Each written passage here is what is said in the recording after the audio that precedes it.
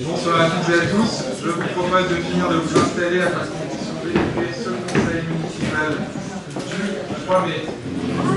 J'ai reçu une procuration de Charles Herman Gomez qui donne procuration à Madame Barbiche.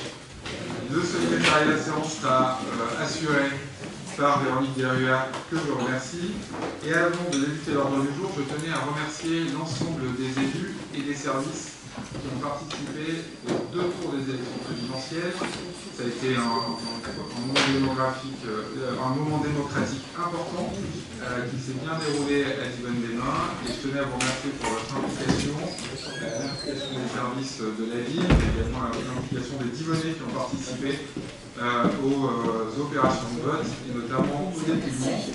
Évidemment, je compte aussi sur votre mobilisation, bonsoir messieurs, je compte aussi sur votre mobilisation pour les élections législatives qui se tiendront le 12 et le 19 juin prochain. Vous serez sollicités par les services de la ville pour connaître vos disponibilités. Voilà pour ce niveau d'introduction. Je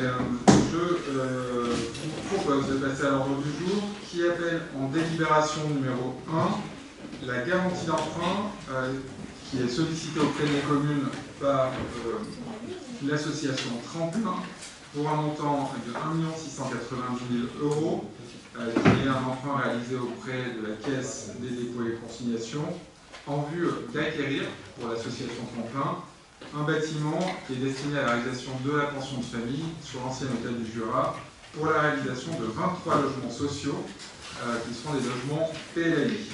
Donc vous le savez, c'est un dossier qui a été présenté lors de plusieurs conseils municipaux. Donc aujourd'hui, la commune est en train de céder le terrain, le bâtiment à l'association Tremplin. La vente devrait être signée dans le courant du mois de mai. Des travaux vont être réalisés sur le bâtiment et l'association nous demande de garantir des emprunts pour le logement social. C'est ce que nous faisons assez régulièrement. Le montant du prêt va s'échelonner sur 40 annuités, c'est à peu près 45 000 € par an d'annuité. Et pour être complet, actuellement, l'encours de garantie de la commune garantie aux bailleurs sociaux à ce jour est de 43 363 816 € et l'annuité de garantie à ce jour est de 1 606 180 €. C'est une délibération qui a été vue en commission finances. Donc je ne sais pas si ça appelle des questions complémentaires. Monsieur Quincampoix, allez-y. Juste une question. Je crois que j'ai vu sur le document qu'il était indexé sur le livret A. Oui. Et le livret A va monter quand même, c'est possible, à cause de l'inflation, parce que le livret A est lui-même indexé sur l'inflation. Donc, est-ce que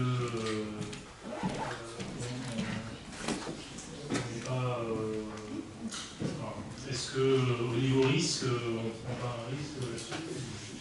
Ça doit être l'ensemble à mon avis, l'ensemble des prêts que nous cautionnons sur les logements sociaux. Oui. On a à peu près la mécanique. Mais bon, on a vécu des années où le livret A était en baisse substantielle année après année. On est tombé à 0,5%. Là, on va arriver à 1,5 bientôt. L'inflation est à 5. Il n'est pas exclu que l'année prochaine, le livret A monte à 3, 4. Il y aura une indexation qui sera de manière annuelle. On évaluera. Le risque monte. Évidemment. Ce que je veux dire, c'est pas. Tout à fait. Mais c'est mécanique, hein, c'est pas. Je voulais juste que tout le monde le comprenne bien et intègre bien dans la décision. Très bien. Est-ce qu'il y a d'autres remarques? S'il n'y a pas d'autres remarques, je vous propose qu'on passe au vote. Donc, qui s'abstient? Qui est contre? Personne. Le point numéro 1 est validé. Je vous en remercie. Le point numéro 2, il s'agit de la modification du tableau des emplois concernant la création, la modification des emplois à l'Esplanade du Lac. Donc, vous savez, il y a des modifications d'emplois à l'Esplanade du Lac. Et aujourd'hui, on est en train de faire des recrutements et on met à jour le tableau des emplois. Donc il n'y a pas d'évolution dans les effectifs du CCAE, on reste sur le même nombre d'effectifs. Il s'agit de modifier les grades de recrutement et de créer des postes qui correspondent aux nouvelles missions, qui seront les missions attribuées. Donc il y a la fiche de poste du directeur de l'Esplanade du Lac qui a été modifié, ainsi que celui d'assistant administratif. Donc voilà l'objet de la délibération qui vous est proposée ce soir. Et c'est aussi une délibération qui a été vue en commission finance. Est-ce qu'il y a des remarques? Monsieur Guibert. Je vais poser un certain nombre de questions. J'ai du mal à comprendre pourquoi on parle de création de poste. En fait, c'est un remplacement. C'est la réponse que j'ai eue. Oui, en fait, vous passez d'un poste. Je prends un exemple. Vous passez d'un poste qui était peut-être sur un poste d'attaché à un poste qui va passer sur un poste d'attaché principal. En fait, il y a une modification du tableau des emplois pour adapter le grade de la personne qui pourrait être recrutée et du poste qui a été ouvert. Donc en fait, en termes de quantité de postes, on n'a pas plus de postes que ceux qui ont été votés au budget 2022 il y a quelques semaines. Et est-ce qu'on peut, pour d'autres fois, est-ce qu'on peut dire que c'est des modifications de postes en fait, ou pas des créations de postes? Parce que c'est pas une création de poste en quelque sorte. Oui, mais on est parce que vous dites que dans le titre de la délibération, c'est marqué création d'un emploi permanent. Ouais. On ne crée pas de poste supplémentaire. Oui, mais en fait, on modifie l'intitulé du poste. Donc on crée du coup un poste qui correspond à un grade dans le cadre du tableau des effectifs, et on modifie le tableau des effectifs. Il y a ces deux niveaux. Oui, madame. Je voulais savoir si c'était des modifications vers le haut ou pas forcément. Je crois que c'est vers le haut.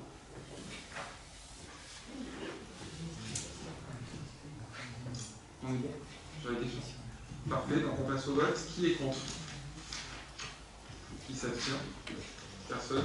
Le point 2 est validé. Le point 3, il s'agit de la création d'un emploi permanent de responsable du centre technique municipal et d'un emploi permanent de journaliste. Et du coup, on modifie également ici le tableau des emplois. Donc au niveau, donc on est pareil, on ne bouge pas le nombre d'effectifs qui ont été votés dans le cadre du budget principal. On modifie les grades de recrutement et on crée des postes correspondant aux nouvelles missions. Donc la fiche de poste du responsable patrimoine bâti a été modifiée de devenir le responsable CTM. Et ensuite, on a créé un poste de journaliste qui remplace un poste de chargé de mission qui était dans le tableau des emplois sur un grade de rédacteur. Voilà ce qui vous est proposé. Et ces postes étaient des postes prévus au budget. Est-ce qu'il y a des questions? Pareil, c'était bien en commission finance. S'il n'y a pas de questions, je vous propose qu'on passe au vote. Monsieur Guibert. En fait, moi j'ai posé une question écrite et elle me met Alors, seul le poste de journaliste est créé et prend place au sein de la direction de la communication. oui. Alors, je reprends. Donc, on a créé ce poste, n'existait pas en tant que tel. C'est un poste de chargé de mission qui existait dans la effectif, qui devient un poste de journaliste. Donc, on crée le profil de poste journaliste. Cette question du profil responsable CTM, elle reprend en partie les missions du responsable de patrimoine bâti. Ça, en fait, il y a une vraie création. Donc pour reprendre les critères là c'est pareil, c'est sur non, c'est un poste de rédacteur. Donc sur le poste de chargé de mission, on devait être aussi sur un poste de rédacteur ou d'attaché. On était sur un poste d'attaché, donc on est à un niveau inférieur, excusez-moi. Et sur le poste de responsable CTM, on doit être sur un niveau un peu inférieur. Supérieur, pardon. Il y a un de cas abondé,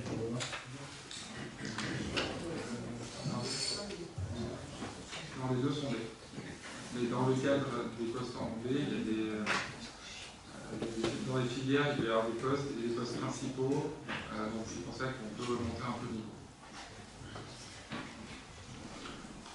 Est-ce qu'on est bon, M. Guibert? Je vous propose qu'on passe au vote. Donc qui s'abstient? Qui est contre? Le point numéro 3 est validé. Le point numéro 4, Serge Baillet. Merci, M. le maire. Il s'agit d'une cession à l'euro symbolique entre la commune et les sponsors Tissot qui détiennent deux parcelles situées avenue du Salève et avenue de la Grande Champagne. Et les parcelles parcelles qui se trouvent empiétées sur les avenues. Il s'agit donc d'une régularisation d'anomalies dans ces opérations, et comme c'est l'accoutumée, tous les frais sont à la charge de la commune. Il faut donc d'accepter le révolutionnaire ainsi tous les documents afférents à cette session. Est-ce qu'il y a des remarques sur ces délibérations? Pas de remarques? Parfait, je vous propose qu'on passe au vote. Donc qui est contre? Qui s'abstient? Le point 4 est validé. Le point 5, Serge. Il y a aussi une session à l'euro symbolique qui concerne cette fois la rue Jean Gingin entre mesdames Cornac-Janin et la commune. Là aussi une petite parcelle qui se situe en partie sur la voirie et qui est possédée à la commune. Des remarques ou des questions? Pas de remarques, pas de questions. Je vous propose qu'on passe au vote. Qui s'abstient? Qui est contre? Le point numéro 5 est validé. Le point 6, Daniel, sur l'adhésion pour les audits énergétiques.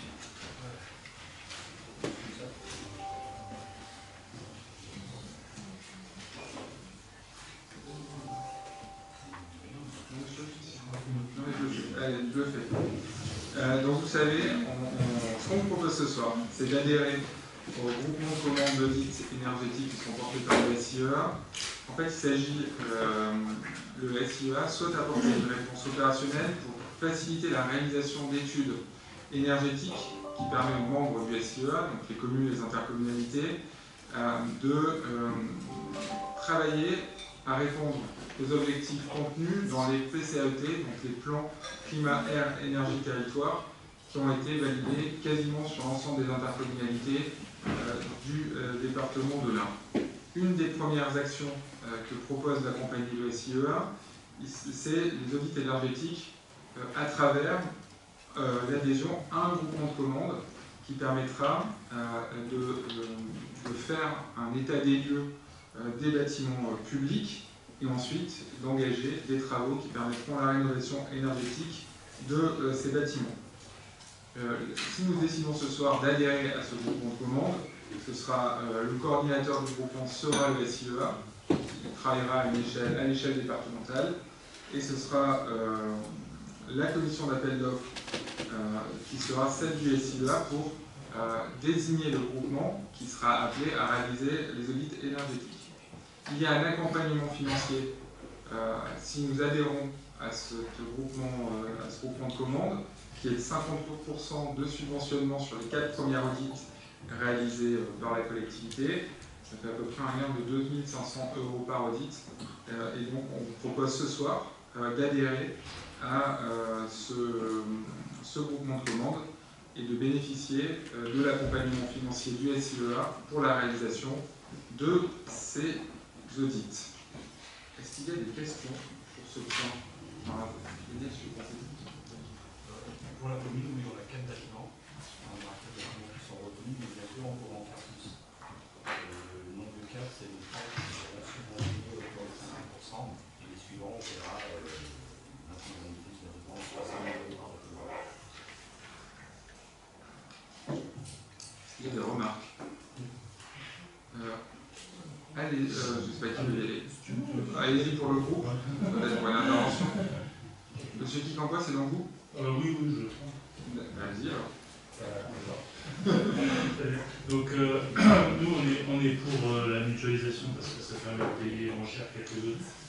Bon, ceci dit, le gain n'est pas exceptionnel, hein, c'est quelques milliers d'euros, 2500 € par audit, c'est ça? C'est ça.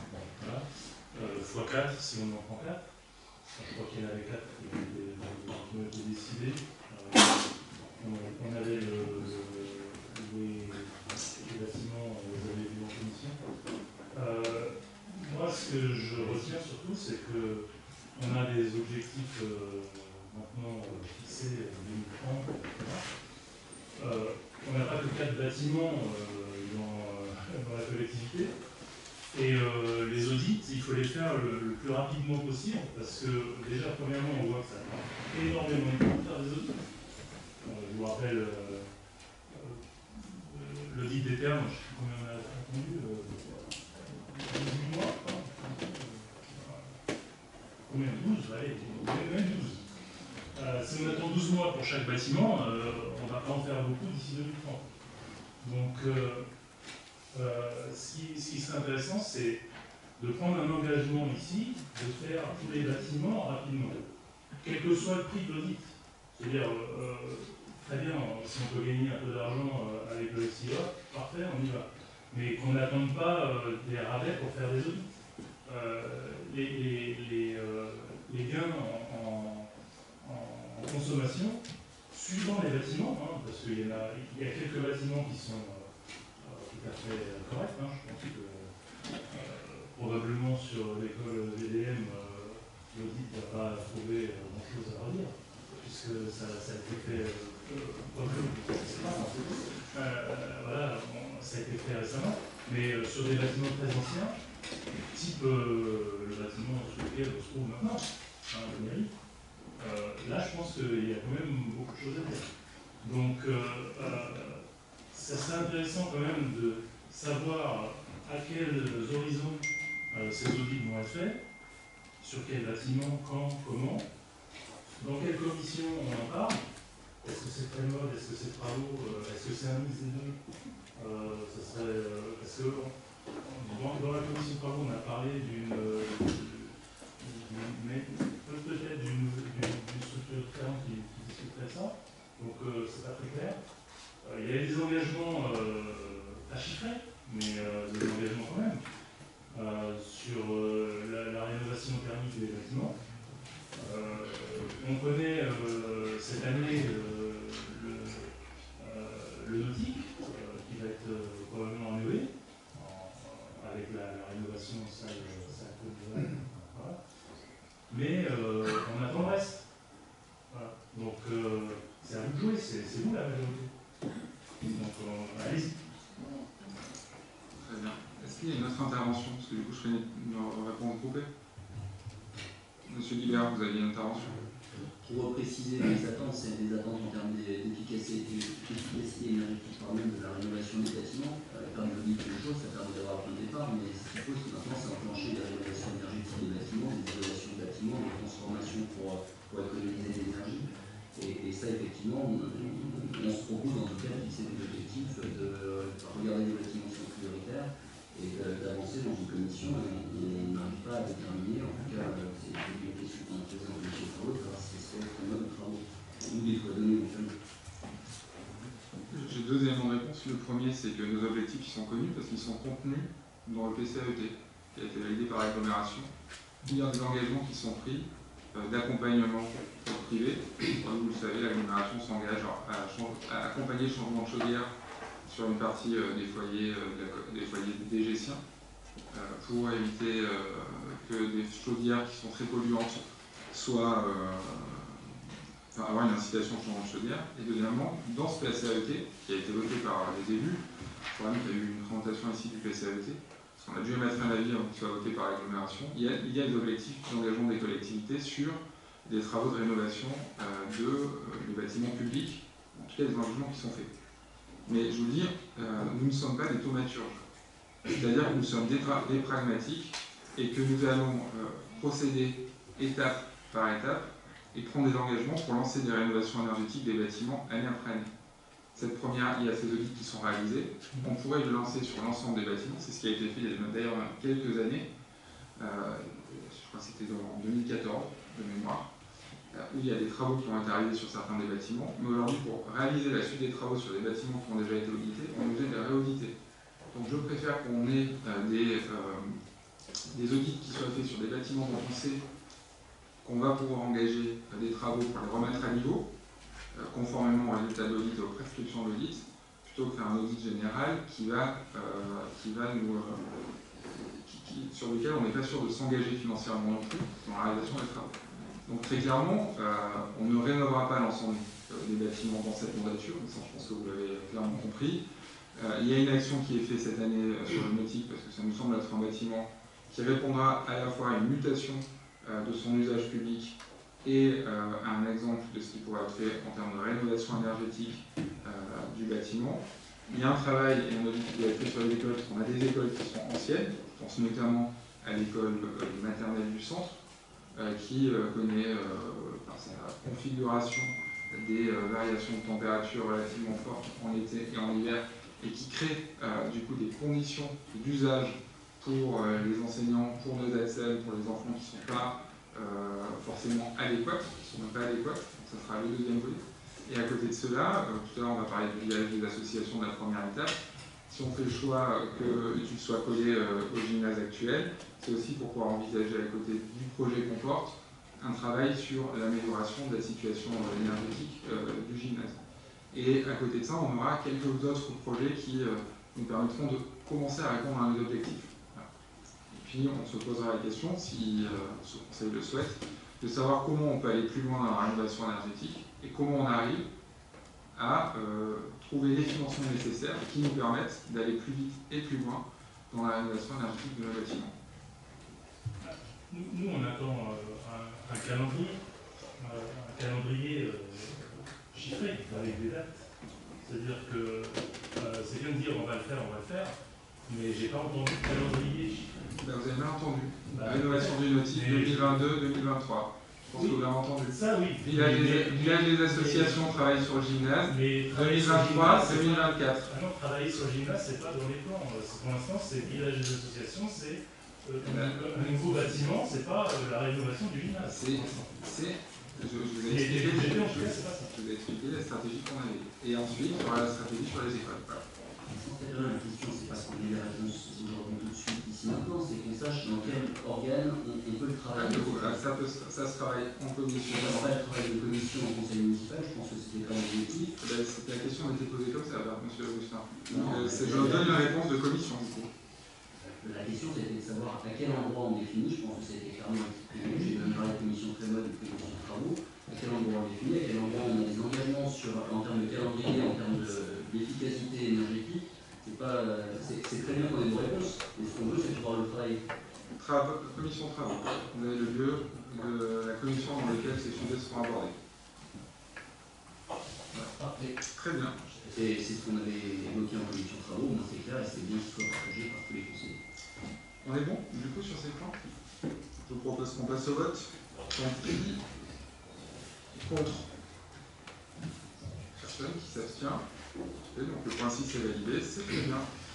Le point 7, c'est le lancement du concours de maîtrise d'œuvre pour la construction de la première phase du village des associations. Vous savez, c'est un projet que la collectivité porte depuis maintenant de nombreuses années, pour lesquelles elle a fait l'acquisition de terrain, pour lesquelles plusieurs études ont été menées. Et en fait, la délibération qui vous est proposée pour ce soir est le résultat de décisions qui ont été prises en fin de mandat dernier, de commencer à travailler dans le cadre de ce village des associations sur la création de locaux qui permettent de répondre aux besoins de sport de combat notamment, avec la création dans un bâtiment qui fera à peu près 1200 mètres carrés, dans 2 salles de dojo, 2 salles d'armes, d'une salle de boxe, 2 salles de danse, d'un lieu dédié à la pratique de l'escrime, également de lieux de stockage, des vestiaires, des douches, des sanitaires,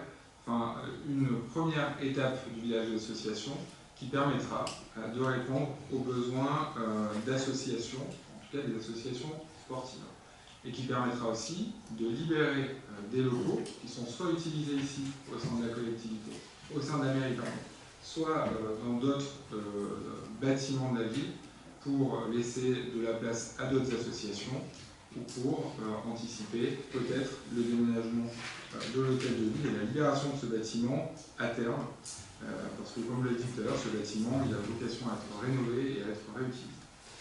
Donc c'est ce projet qui vous est proposé de lancer ce soir, c'est pas un projet qui arrive aujourd'hui sur la table du conseil municipal par hasard, c'est vraiment le processus et l'aboutissement d'un travail qui a été mené, je le redis, depuis 2016, avec des études, avec la concertation auprès d'associations, et qui a fait l'objet de choix dans la priorisation des espaces en 2019.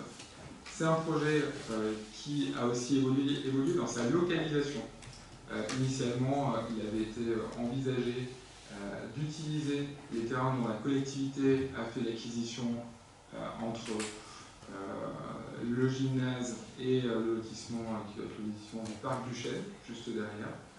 Pour des raisons de stratégie et de frugalité d'utilisation de l'espace, nous avons fait le choix d'avoir un bâtiment qui soit un bâtiment plutôt implanté en connexion avec le gymnase actuel, pour des questions de mutualisation d'espace, pour des raisons aussi de consommation d'espace non imperméabilisé. On a un impact moins important avec la proposition qui est faite ce soir de projet que dans les propositions initiales. Et le troisième volet, c'est également de pouvoir travailler à ce que j'ai évoqué tout à l'heure sur le bâtiment du gymnase. On a aujourd'hui un budget prévisionnel des travaux qui est estimé à peu près 2 800 000 € hors taxe. Et ce soir, il est proposé de lancer le concours, et notamment de pouvoir déterminer l'indemnisation des candidats qui seront soumis à concourir à hauteur de 11 000 € hors taxe qui seront versés aux candidats. Et l'idée, c'est de retenir 2 candidats admis à concourir, j'allais dire 3 candidats admis à concourir, parce que c'est les 2 qui ne sont pas retenus qui sont indemnisés, pour ce projet. Dans la délibération suivante, nous passerons également une délibération sur la composition du jury. Et voilà en gros l'objet de la délibération de ce soir, mais c'est une délibération importante parce que c'est une première étape concrète vers la réalisation d'un espace qui est attendu depuis longtemps par les associations et qui, lorsqu'il sortira direct, sera livré, permettra de répondre vraiment à des besoins concrets des associations et je le redis, à retravailler sur une redistribution des locaux à destination des associations. Je ne sais pas si Laurent, tu veux avoir un mot supplémentaire? Okay. Est-ce qu'il y a des questions? Qui commence? Donc on fait une intervention par groupe, ça sera plus simple. Ah oui. Alors moi c'est juste une question, je voulais savoir si ces futurs locaux seront utilisables par les scolaires. Oui. Il n'y a pas de raison que ça ne le soit pas. Donc intervention par groupe. Mathieu Emery pour le groupe Uni, et puis M. Guibert, je pense une intervention pour votre groupe. Pour votre liste. Allez-y. Tout le monde m'entend? Je pense que c'est mieux pour l'enregistrement.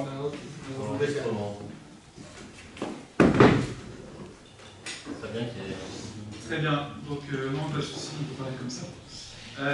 Donc vous savez que les associations, c'est un sujet évidemment qui nous tient à cœur, qu'on avait aussi soutenu le projet de faire partie justement d'un comité de réflexion sur les associations, comment les soutenir, comment les accompagner, comment développer leurs activités, les soutenir là où elles en ont besoin.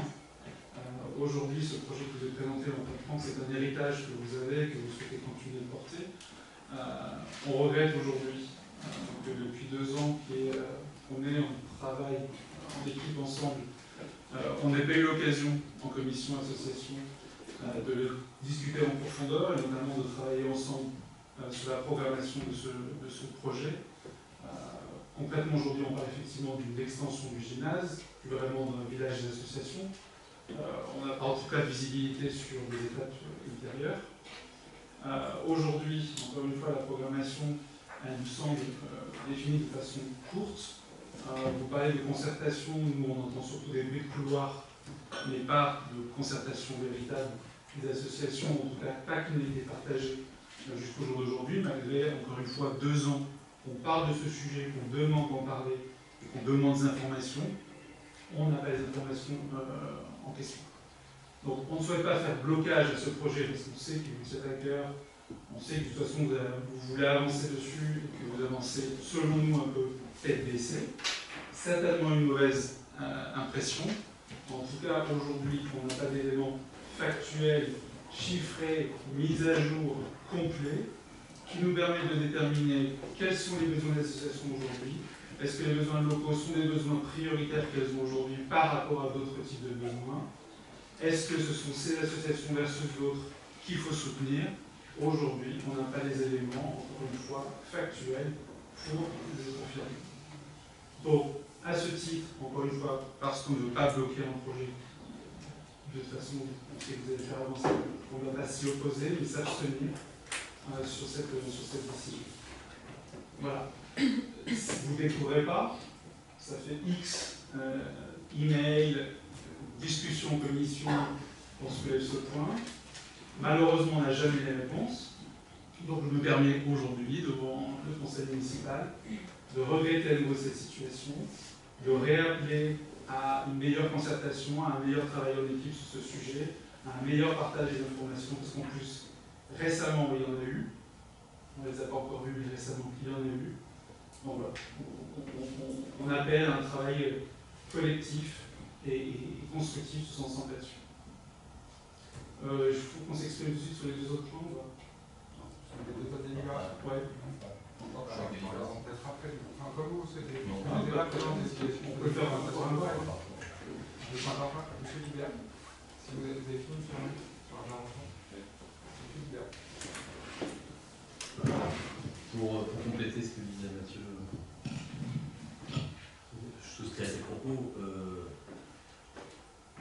On nous dit que ça a été discuté dans la précédente mandature. Quand on demande une date, on a du mal à avoir une date. On nous dit qu'il y a des discussions toujours en cours avec les associations. Je pense que quand on fait un bâtiment de ce type, pour ne pas être débordé, c'est bien d'avoir des écrits. Les écrits restent des associations parce que les besoins peuvent évoluer. Depuis 2 ans, on a eu le Covid. Donc je pense que les écrits sont très importants pour ne pas se faire déborder, pour pas qu'on puisse dire « Ah bah écoutez, on vous avait dit ça, en fait on a eu ça, etc. » Parce que sinon, on ne s'en sort pas, ça, on tourne en rond et on ne s'en sort pas. Et personne n'est satisfait. Moi, quand j'ai demandé ces écrits à la dernière commission, on m'a dit qu'en effet, il y a eu un dernier écrit, en tout cas de programmation, fait avec un programmateur. On m'a dit qu'on les enverrait, je ne les ai pas reçus. Qu'il y a eu des comptes rendus, je ne les ai pas reçus. Voilà, donc c'était pour être peut-être un petit peu plus spécifique par rapport à tes propos. Voilà. Ce qui est dommage également, et vraiment j'étais très peiné de cela, il y a eu un travail de fait par rapport au questionnaire aux associations. Et ce sujet, le poste questionnaire aux associations, débrief de ce qui en est ressorti, n'a même pas été évoqué à la dernière réunion de la dernière commission. Je pense que pour vraiment faire un programme intéressant, il aurait fallu éplucher ce questionnaire, en tout cas en discuter, l'éplucher, avoir les résultats, et ça n'a pas été abordé à la dernière commission. Donc voilà, pour être plus factuel, pour être plus spécifique, on n'a pas d'éléments factuels qui disent que ce programme a été validé par les principaux intéressés que sont les associations, et encore moins que nous ayons pu consulter ces écrits. Voilà. Merci. Moi, ça n'appelle pas forcément de réponse de ma part. Vous avez fait part de vos positions. J'ai exprimé la position de la majorité sur le portage de ce projet, la volonté que ce projet puisse avancer en redonnant des éléments calendaires qui expliquent aussi les choix qui ont été faits par la majorité précédente. Mais quand c'était en juin 2019, le projet a été présenté en commission, j'étais déjà maire, donc j'assume aujourd'hui aussi la continuité des choix qui ont été faits et qui nous permettent d'avancer sur ce projet. Voilà. Donc, je vous propose de passer au vote. Donc, est-ce qu'à part les remarques qui ont été faites, il y a d'autres remarques complémentaires? Si ce n'est pas le cas. Je crois qu'en 2019, on n'a pas davantage avancé sur les éléments de programmation avec les associations, parce que pour le coup, moi je peux en parler, j'étais présent en commission association. Je crois que la question était la même à l'époque en se disant est-ce que ça ne vaudrait pas le coup de consulter les associations de façon à ce qu'on puisse être sûr que les besoins n'ont pas évolué. La consultation est assez ancienne. Je vois que les questions demeurent. On peut dire que ce n'est pas important, la majorité a décidé. C'est pas ça la démocratie. La démocratie, c'est qu'on puisse avoir dans cette assemblée un vrai débat. Et là, je vois qu'il y a des questions qui sont posées. Je ne suis pas en commission association, j'entends que les questionnements sont importants. Si c'est comme ça que vous voulez travailler, c'est très bien. C'est juste dommage comme exemple. Soyons plus pertinents sur ces aspects-là. C'est un bâtiment avec un budget important. Et Bertrand, je vous redis qu'entre juin 2019 et mai 2022, au mois de mars 2020, il y a eu des élections. Dans le cadre des élections, je crois que l'équipe de Given Leven, naturellement, a très clairement exprimé son positionnement sur le village d'association, en expliquant qu'il y aurait une première phase du village d'association qui serait faite, qu'elle serait dédiée au sport de combat, qu'elle reprenait les arbitrages qui avaient été rendus à la commission de juin 2019, qui a rendu un avis favorable sur la proposition qui a été faite.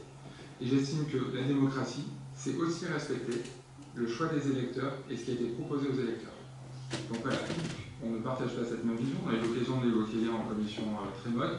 Je vous fais simplement part de la manière dont moi je conçois l'exercice de notre pouvoir et surtout le respect de ce qui a été proposé aux électeurs lors du débat démocratique qui a eu lieu en mars 2020. Tout ça dans la période précédente. Je ne crois pas que les électeurs aient voté massivement pour le programme de village des associations. Une fois de plus, je suis pas d'accord. Permettez-moi de pas être d'accord avec vous. Est-ce que je peux finir mon propos ou vous voulez m'interrompre? Non, mais allez-y, Bertrand, allez-y, parce que sinon ça va valoir. Je ne crois pas que le vote d'élection municipale était un vote pour la programmation du village des associations. Je crois que ce dont on parle, c'est un refus de cette première étape du village des associations. C'est un souci assez technique de programmation, c'est-à-dire de savoir quelle occupation à faire l'espace qui est créé. Est-ce qu'on a les bons locaux, est-ce qu'on a la pertinence d'avoir... C'est pas un refus de ce bâtiment. Que vous ayez proposé la création d'un bâtiment supplémentaire pour les associations, je crois que ça fait partie de vos projets de longue date, c'était un de vos engagements sur la mandature précédente que vous n'avez pas tenu à l'époque, que vous donniez aujourd'hui, je peux que vous souligner, le féliciter. La question c'est comment est-ce qu'on travaille ça pour correspondre aux besoins des associations, mais je crois qu'on dit, et c'est important ce que rappelait Isabelle tout à l'heure, il n'y a pas que les associations qui utilisent ces bâtiments, il y a aussi les scolaires. Les scolaires, c'est-à-dire en gros beaucoup de collèges, un peu les écoles primaires. Est-ce que là aussi on est en concertation? Est-ce qu'on a fait ces échanges? Je pose pas la question, mais en tout cas on en parle assez peu de cette utilisation qui est pourtant finalement une utilisation presque en volume horaire presque aussi importante que celle des associations. Donc c'est ça les questions, c'est pas de dire les Divonnais ont voté pour notre programmation, les Divonnais n'ont pas vu votre programmation sur le village, sur l'extension du gymnase. Les Divonnais, ils sont d'accord avec l'extension du gymnase, nous aussi ça tombe bien. On ne veut pas le bloquer, c'est ce que Mathieu a rappelé.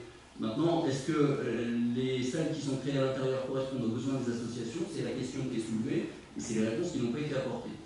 Si vous estimez que le truc c'est dire on l'a présenté dans le programme, Monsieur Augustin, c'est pas parce que vous n'êtes pas d'accord avec la programmation des salles que le projet est mauvais. On peut avoir une divergence de fond sur le choix qui a été fait d'affecter les salles qui vont être créées au sport de combat. On n'est pas d'accord avec le fait de ne pas poser la question, de ne pas rafraîchir les données qui ont été c'est pas, en tant que tel, on n'est pas les associations, donc on va pas parler en nous. Vous êtes en train de nous dire que la programmation qu'on défend n'est pas la bonne. Vous avez entendu ça? On est en train de dire, ce que j'ai dit, c'est que vous n'avez pas l'élément, en tout cas vous n'avez pas d'élément rafraîchi, complet, à jour, etc., et partagé, qui vous permettent de dire aujourd'hui c'est un projet prioritaire qui correspond à des besoins. On ne partage pas la même analyse. Je suis désolé. Le contact avec les associations, il a été sur lesquels fait. vous passez. Et on a des études de programmation. Mais vous avez jamais partagé. On a donné l'information. On a donné Est-ce qu'on a un l'information problème de transparence? en commission. Est-ce qu'on a un problème de transparence dans ces cas-là? Non, on n'a aucun problème de Visiblement, transparence. vous avez plein d'informations qui vous donnent la confiance d'avancer sur un projet qui va engager plus de 3 millions d'euros sur un budget, c'est-à-dire probablement le projet le plus lourd financièrement que cette mairie va porter sur cette mandature. En tout cas, dans le top 2 ou 3, on n'a pas aujourd'hui les éléments factuels pour faire un vrai business plan. C'est tout. Si vous avez des éléments et que vous ne les partagez pas, on ne comprend pas pourquoi non plus. Mettez-vous à notre place. On les demande depuis 2 ans. On a mis en place un questionnaire pour les associations au mois de novembre. On n'a toujours pas vu le résultat de ce questionnaire. Pourquoi? Pourquoi il n'y a pas de partage sur ce dossier qui est important pour tout le monde? Pourquoi? Je pense qu'il n'y a pas, pour vous estimer qu'il n'y a pas de partage suffisant. Moi, j'estime non, qu'il y c'est a un pas partage. suffisant, c'est zéro. Il y a un partage qui est fait. Aujourd'hui, il y a quand même des Il y a des éléments bruits qui de ont été couloir qui nous sont évoqués. Oui, on a entendu que, il paraît que, etc. Certainement. Je ne crois pas qu'en commission, on parle de bruit de couloir. Ah ben, c'est dans la présentation qui a dû vous être faite, soit en commission de travaux la dernière fois, soit en commission vie associative, il y a quand même des éléments factuels qui vous ont été donnés sur les surfaces des salles qui ont été retenues. sur C'est pas de ça dont on parle. Effectivement, c'est la discussion qu'on a eue en commission. C'est la première page de la présentation. Voilà ce qu'on va faire. Mais avant de se dire voilà ce qu'on va faire, la question c'est qu'est-ce que vous devriez faire? Sur la base de quels besoins cette réponse à jour? Monsieur Hermé, ce travail il a été fait avant. Et c'est bien ce qu'on va dire. Il a C'est bien été ce que fait vous nous avant, il y a bien trop longtemps. Mais non. Il n'a pas été mis à jour. C'est faux. Non. Je l'ai pas vu, moi. Et bien alors montrez-le. Ouais, écoutez, de toute façon, on ne va pas faire le débat à la commission ce soir. Donc, on va passer au vote. C'est pas le débat de la commission. C'est la question qui ne se fait pas. Alors, pour leur préciser, puisque moi je parle de la commission de travaux dans laquelle je siège, on s'est dit très clairement sur le suivi technique, c'est du ressort de la commission de travaux. Sur la programmation, c'est la commission association qui doit le prendre en main, s'en charger. Et c'est ce qui n'a pas été fait. Et c'est pour ça qu'aujourd'hui on arrive dans cette situation-là. Et je peux vous assurer que tous les voyants, tous les signaux ont été envoyés pour dire attention sur ce point-là. Sur le projet dans son ensemble, dans son suivi technique, dans le concours que vous proposez, on est d'accord, mais assurons-nous simplement que la programmation correspond aux besoins et pas à des choses qui remontent à des époques où les associations n'étaient pas gérées de la même façon, n'avaient pas le même nombre de participants, etc. Et c'est ce travail-là qui n'a pas été fait en commission. Ou alors s'il a été fait, pas en commission, s'il a été fait par les services de la mairie et qu'il n'est pas partagé, c'est un peu dommage. Effectivement, ça manque de transparence.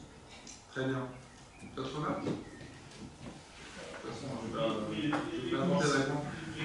On avait convenu qu'on ait une intervention par groupe. J'ai une autre remarque. Oui, mais c'est quand même moi qui pilote. Attendez, donc quand je demande une intervention par groupe, essayez de tenir une intervention par groupe, ça serait bien. Voilà. Donc, est-ce que Ça serait bien? Ben non, parce que c'était une intervention par groupe. non, mais moi je dis que les commissions, c'est pas c'est pas. On n'en est pas là. Ce qui est dommage, c'est qu'on a demandé des écrits factuels, des éléments rationnels.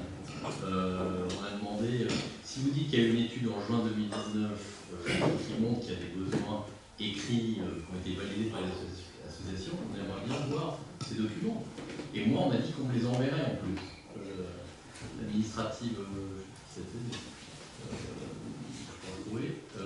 on m'a dit qu'on m'enverrait ce document. Les échanges, les PV avec le programmateur. J'ai pas vu ces documents. Donc je pense qu'il faut. Je ne sais pas sur quel existent-ils ces documents. On m'a parlé de ces documents de juin 2019. On n'a pas choisi au doigt mouillé les associations qui ont des besoins. Voilà. Comme il y a beaucoup de choses qui se font à l'oral, est-ce qu'il y a eu un écrit que je pourrais recevoir? On m'a dit oui, il y a 4 jours. Il y a 15 jours. Donc est-ce que ça peut être effectif? Oui ou non? C'est ça qu'on me demande. Je vais vérifier ce qui a été dit en commission, puis on reviendra vers vous chez vous. Écoutez, C'est bien ce qui a été dit en commission. Si vous mettez en doute ce qui a été dit en commission. Non, je vous répète ce que c'est. Ok, on passe au vote. De toute façon, on n'arrivera pas à se mettre d'accord ce soir. C'est pas fait d'accord. Non, mais sur Je sais la pas si on n'est pas d'accord, c'est tellement plus simple de dire on n'est pas d'accord, mais on n'est pas d'accord. sur la méthode. J'ai pas dit sur le. Vous avez fait part de votre position. Vincent, j'ai travaillé avec vous dans des commissions. Oui, il me semble que quand on travaille ensemble pour l'intérêt de la commune, et c'est ce qu'on partage en général, et on est là pour l'intérêt de la commune et pas pour nos intérêts particuliers, on n'a pas vocation à faire carrière politique dans la vie municipale ou davantage. Quand on travaille ensemble, c'est pour l'intérêt des Divonnais. On l'a vu encore hier, on peut apporter parfois des idées, ça nous arrive, on est force de proposition. Quel est l'intérêt de ne pas partager, de ne pas échanger en commission sur un sujet aussi important que celui-là, comme c'était rappelé? Je vois pas l'intérêt, moi j'arrive pas à le comprendre. Et en tout cas, c'est pas ce à quoi j'ai été habitué avec vous quand on travaillait ensemble en commission. Donc simplement, la méthode, je pense qu'on peut être d'accord parce qu'on l'a suffisamment partagée. Maintenant, c'est dans les faits, comment est-ce qu'on arrive à mieux collaborer, à mieux travailler pour apporter des projets plus aboutis pour les Divonnais. C'est ça qui nous intéresse, c'est pas d'avoir raison ce soir et que vous ayez tort. Ce qui nous intéresse, c'est qu'on puisse faire avancer ces projets en phase avec les attentes des Divonnais. Et c'est ce qu'on a fait de façon incessante depuis le début de cette intervention. Et nous, on pense que ce projet répondra aux attentes des Divonnais. Je vous propose qu'on passe au vote. Donc, qui est contre? Qui s'abstient? J'ai compris 5 abstentions. Donc le point numéro 7 est validé. Le point numéro 8, donc, qui concerne toujours la construction du village d'association. et c'est la constitution d'une commission d'appel d'offres spécifique qui est en fait la mise en place d'un jury de concours, qui participera au jury de concours et qui est dédié à la réalisation, au suivi plutôt, de la construction de ce village et d'association de première phase. Donc on doit aujourd'hui décider de créer cette commission d'appel d'offres spécifique et puis procéder à l'élection de 5 membres titulaires et 5 membres suppléants pour cette CAO. Donc, on vous propose d'avoir dans cette CAO spécifique en titulaire Laurence Beccarelli, Dany de Rennes, Daniel Masson, Julien Creusat et un poste dédié aux oppositions. Et en suppléant, Sophie Bertuca, Tidiane Olivier Fall, Linda Federico Alemi et Ulysse Renard et un poste dédié aux oppositions. Est-ce que vous avez des remarques et surtout est-ce que vous avez des candidats à nous proposer? Oui. Monsieur Emery. Donc on vous propose ma candidature comme titulaire et celle d'Amaury comme suppléant.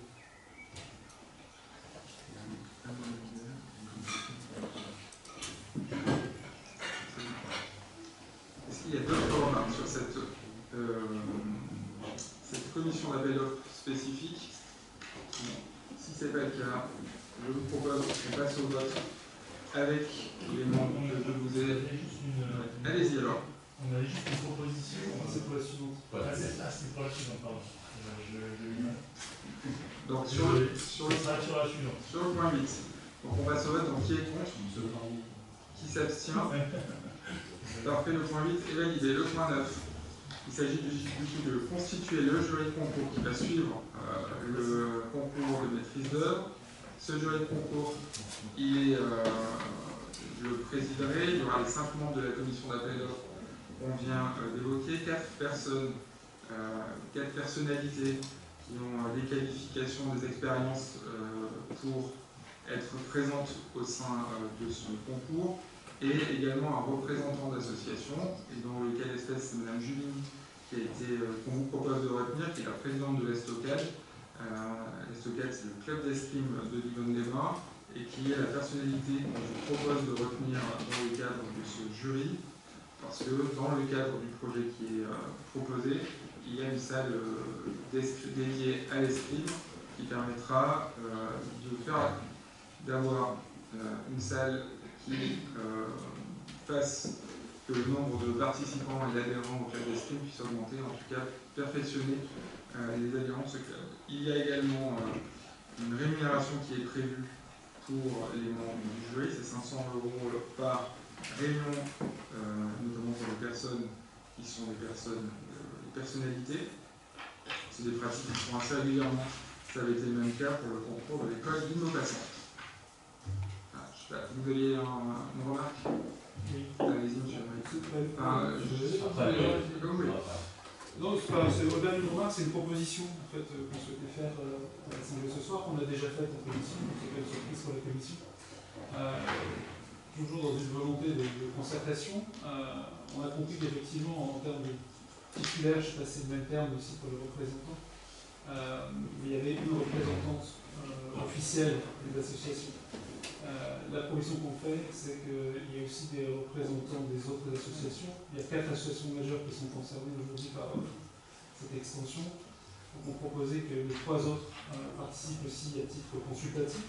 On a bien compris que c'était consultatif, mais malgré tout, qu'elles puissent avoir un rôle. De même qu'effectivement aussi, comme Isabelle et Bertrand disaient, qu'on puisse intégrer dans ce conseil consultatif les associations, les représentants scolaires. Voilà. C'est une proposition qu'on a faite aussi déjà en commission. On vous soumet à nouveau. Là, on est vraiment sur le concours. C'est-à-dire sur le suivi du bâtiment, etc. Monsieur Huguet. Oui, ce que je voulais ajouter, encore une fois, pour aller plus loin dans ce que disait Mathieu, ce qui nous paraît important, c'est que les personnes principales concernées soient associées aux décisions. Ça, c'est quelque chose, c'est valable pour ça, c'est valable pour d'autres choses. Je pense que les utilisateurs réguliers de ces installations doivent vraiment être associé. Alors si ce n'est pas possible en tant que titulaire, être consulté régulièrement à chaque étape du process et de décision. Je crois qu'aujourd'hui on est sur un jury pour l'attribution d'un concours à un architecte qui va réaliser un bâtiment. Le bâtiment qui va faire l'objet, qui va être lauréat du concours, ça va être un projet de bâtiment. Ça va pas être le bâtiment définitif avec l'ensemble des pièces totalement dessinées, etc. Parce qu'une fois que le lauréat sera désigné, il y aura aussi un travail qui se fera avec une mise au point, j'allais dire, du bâtiment, avec les différentes associations qui sont concernées. Je pense notamment aux danses, à la danse, il y a plusieurs associations de danse. Je pense au judo pour une association, à la boxe, plusieurs associations sur Lisbonne, et Escrime qui pour le coup est la seule pour le moment à Lisbonne, et du coup d'autres usages qui seront aussi consultés. Donc en fait, sur le principe de dire il faut associer et consulter les associations sportives, oui, mais à partir du moment où il y a un bâtiment qui est retenu, ou en tout cas un architecte qui est retenu, qui va travailler sur le bâtiment. Et après, dans le cadre du concours, Mme Juvigny, elle représente son association, certes, mais elle représente aussi les pratiquants, ou en tout cas les futurs utilisateurs de ce bâtiment. Donc ça sera aussi à elle, j'imagine qu'il y aura plusieurs tours dans le concours, de pouvoir trouver un temps d'échange avec les autres associations pour retenir, faire part de ses impressions, et puis faire remonter au moment du jury aussi des remarques qui peuvent être portées par les associations. L'idée, c'était pas d'avoir, dans le cadre de ce jury, qui est un jury de choix d'architectes et de projets de bâtiments, je le redis, n'était pas d'avoir autour de la table l'ensemble des utilisateurs, mais plutôt d'en cibler un. On a choisi l'Escrime pour les raisons que j'ai évoquées tout à l'heure, qui soit le représentant en fait, de l'ensemble des utilisateurs du site, et qui puisse lui trouver le temps de discuter avec les autres utilisateurs. Nous-mêmes, on peut organiser cette discussion pour pas prendre du temps pour faciliter le temps et l'organisation personnelle de Mme Juvigny. Donc sur la composition, on souhaite rester à celle qui est proposée aujourd'hui. Et je vous redis l'organisation qui peut se faire à côté et l'organisation qui se fera lorsque le lauréat aura été désigné. Parce que j'imagine qu'il y aura aussi des ajustements dans la fonctionnalité, peut-être dans l'usage. Il y aura des propositions d'architectes aussi. Hein. Il y a un concours qui est fixé. Dans le concours, il peut aussi nous faire des propositions d'organisation interne du bâtiment qui sont différentes de celles qu'on a pu imaginer. Dans tout, par contre, on a imaginé. Par contre, vous savez bien qu'il y a une perte d'information.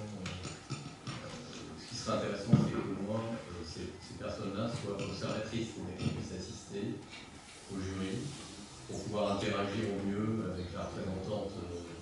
Ça symbole aussi parce que là, il y a un côté confidentiel. Donc, sur la participation au jury, même en tant qu'observateur, qui est on va le mettre en place, mais que Mme Juvigny, elle, a discuté en disant bah, j'ai vu ça, il y a ça, etc. C'est sans vrai, mais qu'au sein de la salle, il y a plusieurs observateurs, on est quand même dans un jury. Donc il faut qu'on soit vigilant sur la manière dont les choses sont organisées. C'est dommage parce qu'il y a des questions un peu aussi de confidentialité. La première partie du choix va se faire en 2 étapes. Le premier choix, il va y avoir une salle, il va y avoir toutes les planches qui vont être affichées, et le jury va circuler. L'AMO va pouvoir accompagner aussi et expliquer chaque projet, et ensuite le jury se déterminera sur les 3 projets, qui seront appelés à concourir pour la phase d'après, pour le projet suivant. C'est ça, je ne me trompe pas. Non, en fait, c'est sur juste pour les sélections des 3 démarrages, on va organiser là, 20, 30, 50, c'est ça.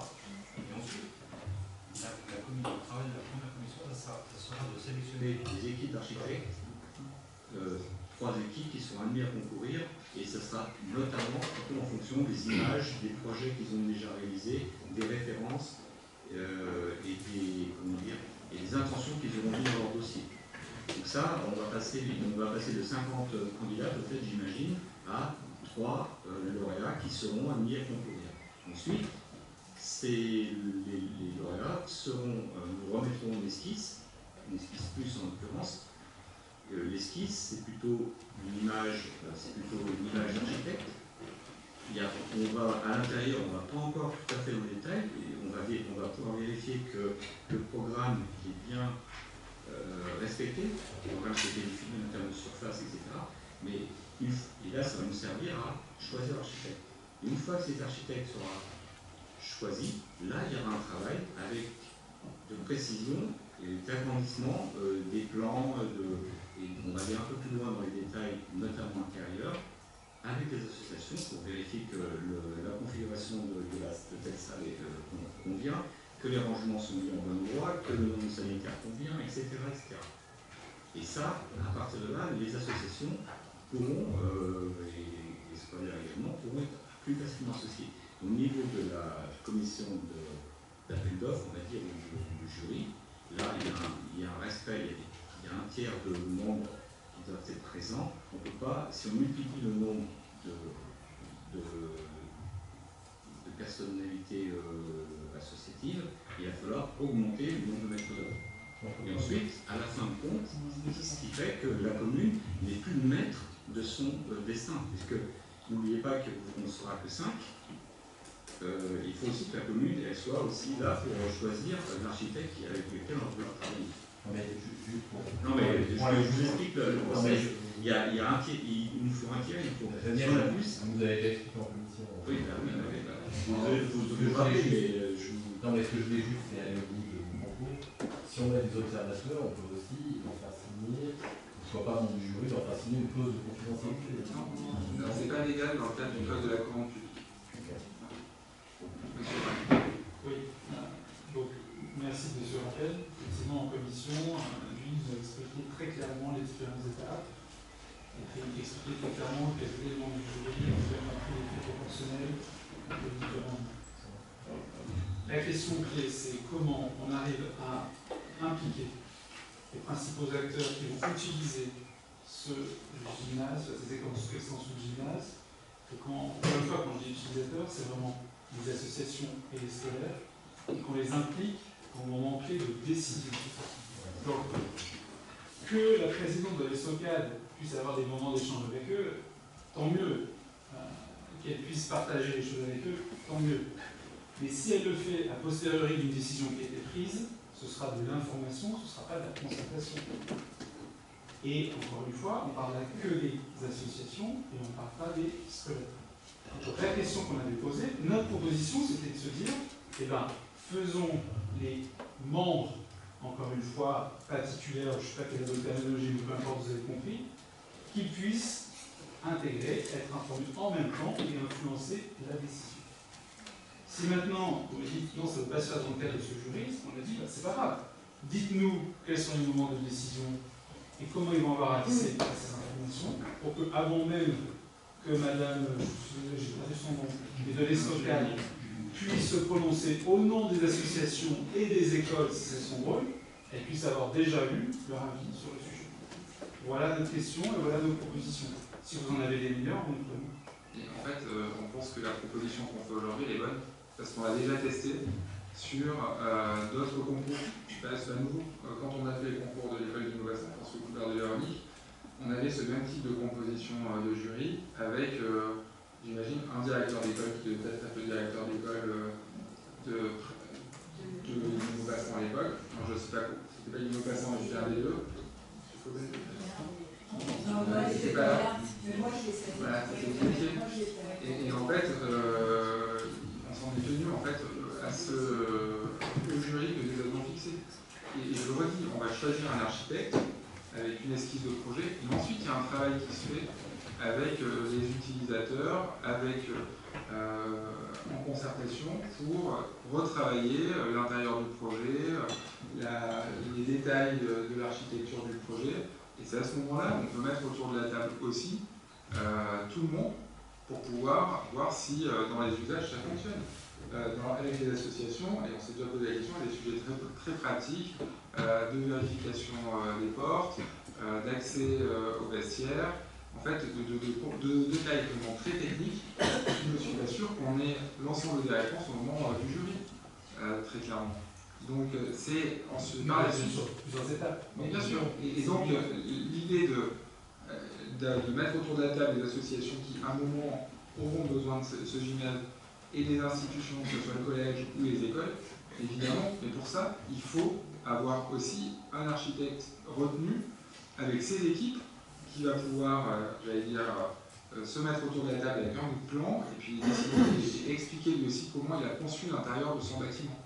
Donc c'est à ce moment-là où on estime que l'échange avec, et c'est Daniel l'a dit tout à l'heure, l'échange doit se faire avec les utilisateurs de ce bâtiment, de ce futur bâtiment. Juste un petit détail. Je suis d'accord que la partie technique, comme disait Daniel, elle arrive après la partie esquisse, hein, ça, il n'y a pas de souci.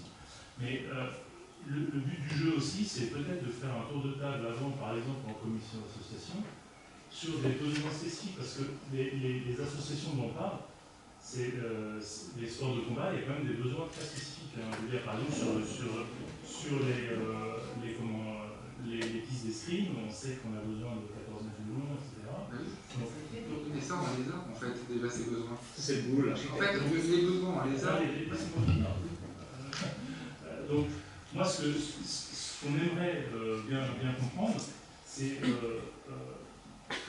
les parties prenantes de ces associations, les présidents de ces associations ciblées, puisqu'elles ont été ciblées, puissent discuter en commission d'association, par exemple, sur les choses à ne pas manquer pour le moment de décision. Mais il y a certainement des choses à ne pas manquer, une liste, une checklist. Vous voyez, mais monsieur ça a été fait. Par exemple, la discussion sur la salle d'escrime. Je prends cet exemple parce que c'est peut-être celui qui a le plus de technicité. Non, mais sur la technicité, quand on est-ce que je peux juste finir d'exprimer ce que je voulais dire? Dans la technicité de la salle d'escrime, on a discuté avec la présidente de l'association depuis de longue date. On a rencontré les représentants de la Fédération française d'escrime, qui nous ont fait part d'un cahier des charges qui est le leur pour pouvoir accueillir de l'escrime sur la question du raccordement électrique, sur la question de la qualité des sols, sur la question des espaces d'entraînement quand il y a des compétitions, etc. Donc en fait, tous ces besoins, ils sont déjà recensés. Et les écueils qu'on peut avoir quand on installe aussi de l'escrime dans la salle du gymnase, on les a, parce que quand on se rend sur place ou quand une manifestation se tient au gymnase, du coup, on fait le débrief avec l'association pour savoir ce qui a fonctionné et pas fonctionné. Donc globalement, on a aujourd'hui un état des lieux assez précis des attentes dans le domaine de l'escrime qui sont en plus complétées et confirmées par les fédérations. On travaille avec les fédérations, vu que la salle, on a la mission de pouvoir faire en sorte qu'elle soit suffisamment équipée pour accueillir des compétitions départementales, nationales ou régionales. Voilà. Moi, je ne sais pas que vous avez les éléments de l'escrime. Je fais partie du club d'escrime. Donc, vous voyez, il n'y a pas de souci là-dessus. Ce que je me dis, c'est que comme Carole va faire partie du jury, et que les autres représentants pour la boxe, ou le vélo, ou la danse, etc., ne vont pas faire partie du jury, j'aimerais qu'on soit sûr que ces besoins dans les autres cadres soient listés, documentés et pris en compte. Je vous ai pris l'exemple de l'escrime, mais ça a été fait dans le cadre de la danse, ça a été fait avec le judo, ça a été fait avec la boxe, ça a été fait avec tout le seuil d'association. Les lieux de stockage, par exemple, c'est des lieux de stockage qui ne vont pas concerner uniquement les associations qu'on a ciblées sur les sports de combat. Il y a des associations qui ont besoin de lieux de stockage plus gros que d'autres. Donc ça a été aussi pris en compte. Donc voilà les réponses qu'on peut apporter sur ce point 9. Donc, est-ce qu'il y a d'autres remarques ou est-ce qu'on peut passer au vote? Je propose qu'on passe au vote. Donc, qui est contre? Qui s'abstient? 5 abstentions. Le point 9 est validé. Le point 10, Véronique. Oui, merci Monsieur le maire. Donc, la société Enedis a contacté la commune dans le cadre de Petite Ville de demain pour accompagner la collectivité dans ce label ou ce dispositif qui, je vous rappelle, a été mis en place par l'État et dans lequel la commune de Divonne avec la commune de Gex ont décidé de s'inscrire. Donc l'objectif de ce programme, ce programme a plusieurs objectifs, donc partir des territoires et de leurs projets, apporter une réponse sur mesure et mobiliser davantage de moyens et rechercher des formes nouvelles d'intervention. Donc, dans le cadre du programme Petite Ville de demain, Enedis et la commune souhaitent collaborer d'une manière nouvelle, dynamique, souple et innovante, avec comme thème de travail retenu, donc comme vous l'avez dans la délibération et qui a été vu en commission travaux, donc la mise en œuvre de la transition écologique qui est chère à la commune, comme M. le maire a pu le rappeler tout à l'heure, l'opportunité pour le territoire, donc par la mise en place de dispositions de données et un appui en termes d'analyse, la valorisation du patrimoine communal par une meilleure connaissance et par une gestion énergétique renforcée, et l'intégration de la commune dans son territoire par des solutions de mobilité innovantes et l'accompagnement des élus pour mener à bien leurs projets. Donc la convention qui a été vue en commission des travaux est proposée pour une durée de 4 ans, donc à compter de la date de signature, soit jusqu'en 2026. La commune de Gex a délibéré au mois d'avril et la commune de Val-Serone, qui est aussi labellisée Petite Ville de demain, ont décidé aussi de répondre favorablement à cette convention de partenariat entre Enedis et la collectivité, donc vraiment dans le cadre de Petite Ville de demain. Donc voilà, ce qui est clair, c'est qu'il n'y a pas d'engagement financier de la part de la commune. Et je crois que c'est intéressant que nous puissions bénéficier de l'expertise et surtout des expériences d'Enedis dans le domaine de la transition écologique. Et donc il semble effectivement important et intéressant que la commune puisse s'inscrire dans cette convention de partenariat. Merci pour cette présentation. Est-ce qu'il y a des remarques sur ce partenariat avec Enedis dans le cadre de Petite Ville de demain? Monsieur Augustin. On a pas mal échangé en commission sur ce partenariat, notamment parce qu'Enedis n'a pas avec une société commerciale. Ce n'est pas un conseil des collectivités, c'est une société qui a pour vocation à vendre de l'électricité notamment. Et on trouve qu'il y a un mélange des genres. Se faire conseiller par un vendeur d'électricité pour travailler sur une autre vision de la transition écologique, c'est un peu comme se faire conseiller par Total pour mettre en place des vélos. Je le dis avec un peu d'humour, mais il y a un mélange des genres. On peut la souligner, c'est sans engagement de la part de la collectivité, etc. Il y a un petit dicton qui dit quand c'est gratuit, c'est toi le produit. Ça m'embêterait que la commune de Divonne soit le produit. C'est-à-dire que par ce travail de partenariat entre guillemets entre Enedis et la commune, on arrive à avoir des analyses qui pourraient être, vous savez, on peut un peu dire ce qu'on veut aux chiffres, qui pourraient être en faveur d'Enedis et notamment en faveur d'une société commerciale qui intervient sur la commune. Ce qu'on préférerait, c'est effectivement avoir une vision claire de ce qu'on veut faire en termes de transition énergétique. Ça renvoie à la discussion qu'on avait sur le premier point, notamment concernant les bâtiments communaux. De pouvoir travailler, une fois qu'on a un objectif à atteindre, qu'on puisse utiliser éventuellement Enedis pour atteindre cet objectif, moi j'ai rien contre, Mais ce qu'il faut, c'est dans un premier temps définir notre ambition en termes de transition et là où on veut arriver. Pour ça, je pense que Citergy notamment, ou l'ADEME avec qui on travaille dans le cadre de Citergy, pourrait être un bon chantier, un bon outil pour avancer. À l'inverse, avancer sur un partenariat avant simplement parce qu'il y a une subvention, etc., mais pour se dire on va travailler avec Enedis. Permettez-moi de vous reprendre, il n'y a pas de subvention. D'accord. C'est le fonds de relance dans la petite ville de demain, c'est pour ça que je parle de subvention. Donc c'est pas la subvention, mais c'est dans le cadre du programme Petite ville de demain. Ce qu'on préférait, c'est effectivement pouvoir avoir une vision claire de ce qu'on veut faire en matière de transition énergétique.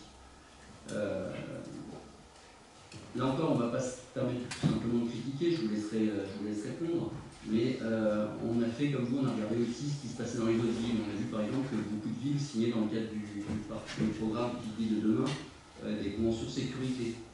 Ça, par exemple, c'est une proposition qu'on fait ce soir. La sécurité est un sujet qui concerne les Divonnais. Et nous, on préférait effectivement, dans le cadre des petites villes de demain, une convention de sécurité était signée avec la préfète et puis la gendarmerie, la sous-préfète, la préfète et la gendarmerie, pour qu'on puisse avancer sur ce sujet, qui est un sujet qui concerne le quotidien de nos concitoyens. Voilà, monsieur le maire, pour l'intervention la plus synthétique possible. Véronique, je te laisse répondre. Je vais vous apporter quelques éléments de réponse. Alors c'est vrai que le projet de convention a été présenté à la commission des travaux, donc je crois que vous en avez largement débattu, et on n'a pas présenté en commission tourisme, voilà, parce que c'est vrai qu'il n'y a pas eu de commission au mois d'avril. Voilà, vous savez qu'on avait tous eu, voilà, j'avais eu notamment le Covid, et donc on a été obligé de l'annuler. Ceci dit, ça me semble assez logique qu'on parle de transition énergétique, pas en commission de travaux. Parce que souvent, en fait, c'est vrai que le programme Petite ville de demain, on l'avait quand même suivi en commission. Après, Bertrand, vous avez effectivement cité la sécurité. Donc, monsieur le maire a signé, dans le cadre effectivement de Petite ville de demain, cette convention avec la gendarmerie, avec l'État, et ça s'est fait en fait pendant la période de réserve. On va la signer. D'accord, elle va mais le préfet ne peut pas venir pour la signer, voilà. Parce qu'on est en période de réserve. J'ai que signé. J'ai que signé, parce que c'était en période de réserve. Ouais. Je vous fais ici, vous voyez, on est tellement bien informé dans le conseil municipal que je ne le savais même pas. Donc c'est quand même, voilà. C'est une proposition, malgré tout, donc même nous, on peut avoir des idées. En tout cas, on n'est pas favorable effectivement à la convention avec Enedis. Une convention de sécurité avec la sous-préfète et la gendarmerie, ça me paraît des interlocuteurs neutres et sans vocation commerciale. Enedis, c'est pas tout à fait la même chose. Si je peux me permettre de vous répondre sur Enedis, Enedis, c'est pas une entreprise commerciale, c'est une entreprise de service public. Et actuellement, Enedis, il gère pour le compte de la commune tout le réseau de distribution de la ville en électricité. Vous avez RTE qui s'occupe en gros de tout ce qui est moyenne tension. Enedis s'occupe de la basse tension. Et ensuite, vous avez les opérateurs différents, Total Energy, que vous avez bien aimé, EDF, etc., etc. Mais Enedis, c'est une entreprise de service public qui est en place sur la commune et qui gère le réseau pour le compte de la commune et avec lequel on a une convention qui a de plus de 30 ans, je crois. Donc, ce n'est pas une association des partenaires institutionnels. Est-ce que la question, c'est est-ce qu'Enedis vend l'électricité? Et il ne vend pas l'électricité, il se fait rémunérer pour le transport de cette électricité. C'est différent. Voilà. C'est une petite précision parce que il n'y a pas de concurrence à mettre avec un service public. C'est comme si on concurrence l'équipement ou la... Et après, sur l'approvisionnement en électricité, nous, on met notre propre procédure de concurrence en place, avec des marchés cadres, je crois qu'on a fait ça il y a 2 ans, et on le fera à chaque fois, ça a été discuté cet accord cadre en commission. Vous avez d'autres remarques, Bertrand? Non, je me renseigne sur Enedis. Il me semblait que c'était effectivement il y avait une facture Enedis, mais si c'est pas le cas, c'est pas le cas. Et donc dans ce cas-là, tant mieux. En fait, on a souvent des participations pour Enedis, et le réseau. En fait, la collectivité participe. Je crois d'ailleurs c'est dans les décisions pour raccorder en fait, quand ça dépasse une certaine distance, le transformateur à un programme ou à un projet. C'est dans ce cadre-là que la collectivité est appelée à participer, c'est vraiment sur la conduite, c'est-à-dire sur le transport d'électricité. N'oublions pas qu'on est propriétaire, on finance ces installations de transport d'électricité et c'est la commune qui est propriétaire de son réseau. Vous voyez, je fais mon mea culpa, c'est dommage qu'on n'ait pas eu cette précision en commission sur l'éviter des débats à ce sujet-là et on aurait gagné du temps. Et donc, pardon, je ne l'ai pas. Le principal, c'est d'avoir. Et que, en l'occurrence, notre proposition de convention sur la sécurité dans le cadre de Petite Ville de demain est déjà retenue, on peut être une minorité heureuse. Très bien. Je pense que dans la prochaine commission qui suit Petite Ville de demain, on pourra commenter la question. Très bien. Et d'ailleurs, j'étais assez surpris de votre position, parce que quand on a conventionné avec Voltalis, qui est une société privée, je n'avais pas eu l'impression que ça faisait beaucoup de débats. Au sein de ce conseil municipal. On a fait en commission, donc après comme c'est un service, enfin c'est une proposition qui est faite vous l'avez proposée, donc après, on ne peut pas être contre tout ce que vous proposez non plus, donc non, au-delà de ça, ça permet de gérer des fiches d'électricité, donc il y a une location d'utilité publique, et après c'est gratuit pour les ménages, alors ni c'est le produit, mais après ils sont libres de l'installer ou pas. Très bien. On passe à la vote sur cette délibération. Monsieur Guibert, vous aviez une remarque. Vous avez pas vu? Oui, moi je sais toute cette résolution. Cette délibération. Cette délibération, pardon. Je pense que c'est intéressant d'avoir des avis. Par contre, je rejoins la remarque de Bertrand. Il est urgent, après 2 ans de mandat, d'établir vraiment ce qu'on veut faire avec l'énergie, notre politique énergétique. Donc j'espère qu'Enedis va nous aider à définir cette politique. Mais aujourd'hui, on ne peut pas dire qu'on a vraiment une politique digne de ce nom. C'est flou. Donc ça serait intéressant, en effet, d'avoir l'aide d'Enedis, mais pas que. Je pense que ça serait intéressant aussi d'avoir d'autres acteurs. Il y a d'autres acteurs qui existent. On avait parlé d'un autre, je crois, de CIEA, c'est ça. Donc ça sera un autre... l'ADEME. Donc ça serait intéressant, je pense, de compléter cet avis. Alors peut-être qu'il n'est pas partial, mais je pense que dans tous les cas, ça vaut le coup de le compléter pour finalement définir notre politique énergétique et qu'on sache qu'est-ce qu'on veut faire pour le restant de la mandature. Très bien. On passe au vote. Juste pour remettre les choses, je remercie Daniel Masson de la précision, mais Enedis c'est une filiale d'EDF qui vend l'électricité. C'est une filiale indépendante, ok. Mais je n'étais pas très loin quand même du côté commercial. Très bien. Allez, on y va, on passe au vote, parce que sinon ça va être passer la soirée sur cette convention. Donc le point 10, qui est contre? Qui s'abstient? Personne. Le point 10 est adopté. Le point 11, Daniel. Nous sommes sur le marché de nettoyage des bâtiments communaux avec l'entreprise Vert Professionnel de nettoyage, LPN. Donc nous avons un marché avec cette société depuis avril 2019. C'est un accord cadre un marché à bon de commande non attributaire, passé pour une durée d'1 an, reconductible 3 fois, avec un montant maximum de 140 000 € par an. En cours de marché, nous avons rajouté des prestations de nettoyage au groupe scolaire de Darber. Donc on a augmenté les surfaces de nettoyage et nous avons augmenté aussi la fréquence de nettoyage à la maison de santé. La maison de santé s'est complétée, donc on a complété nos prestations de nettoyage. Donc nous avons demandé un devis à la société et la modification de marché correspondante a été établie, qui fait apparaître des nouveaux prix annualisés suivants. Pour le groupe scolaire d'Arber, nous étions à 26 272,80 €. Nous rajoutons 4 953,48 €, ce qui nous donne un montant annuel de 31 226,28 € hors taxe. Pour la maison de santé, nous avions un marché de 22 763,76 €.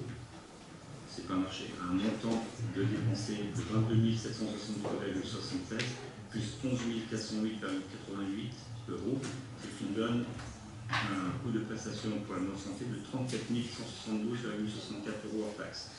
Donc là, comme vous le voyez, le montant maximum du marché n'est pas atteint. Donc on vous propose d'approuver la modification du marché numéro 5 l'intérieur de la société, la professionnelle de nettoyage, et d'autoriser M. le maire à signer les marchés correspondants. Très bien. Est-ce qu'il y a des remarques sur ce point numéro 11? Pas de remarque, je vous propose qu'on passe au vote. Donc qui s'abstient? Qui est contre? Personne. Donc l'ensemble est adopté. Point 12, Daniel. Alors, sauf sur la location des bâtiments modulaires provisoires, c'est le groupe scolaire derrière. Nous avons donc un avenant de transfert à signer avec l'entreprise Cugnot.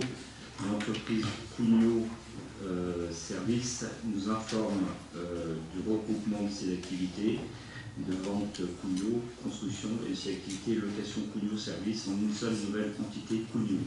Donc on passe de Cugnot Service à l'entreprise Cugnot. Pour cela, il faut faire un avenant que nous pouvons adopter. S'il y a des remarques.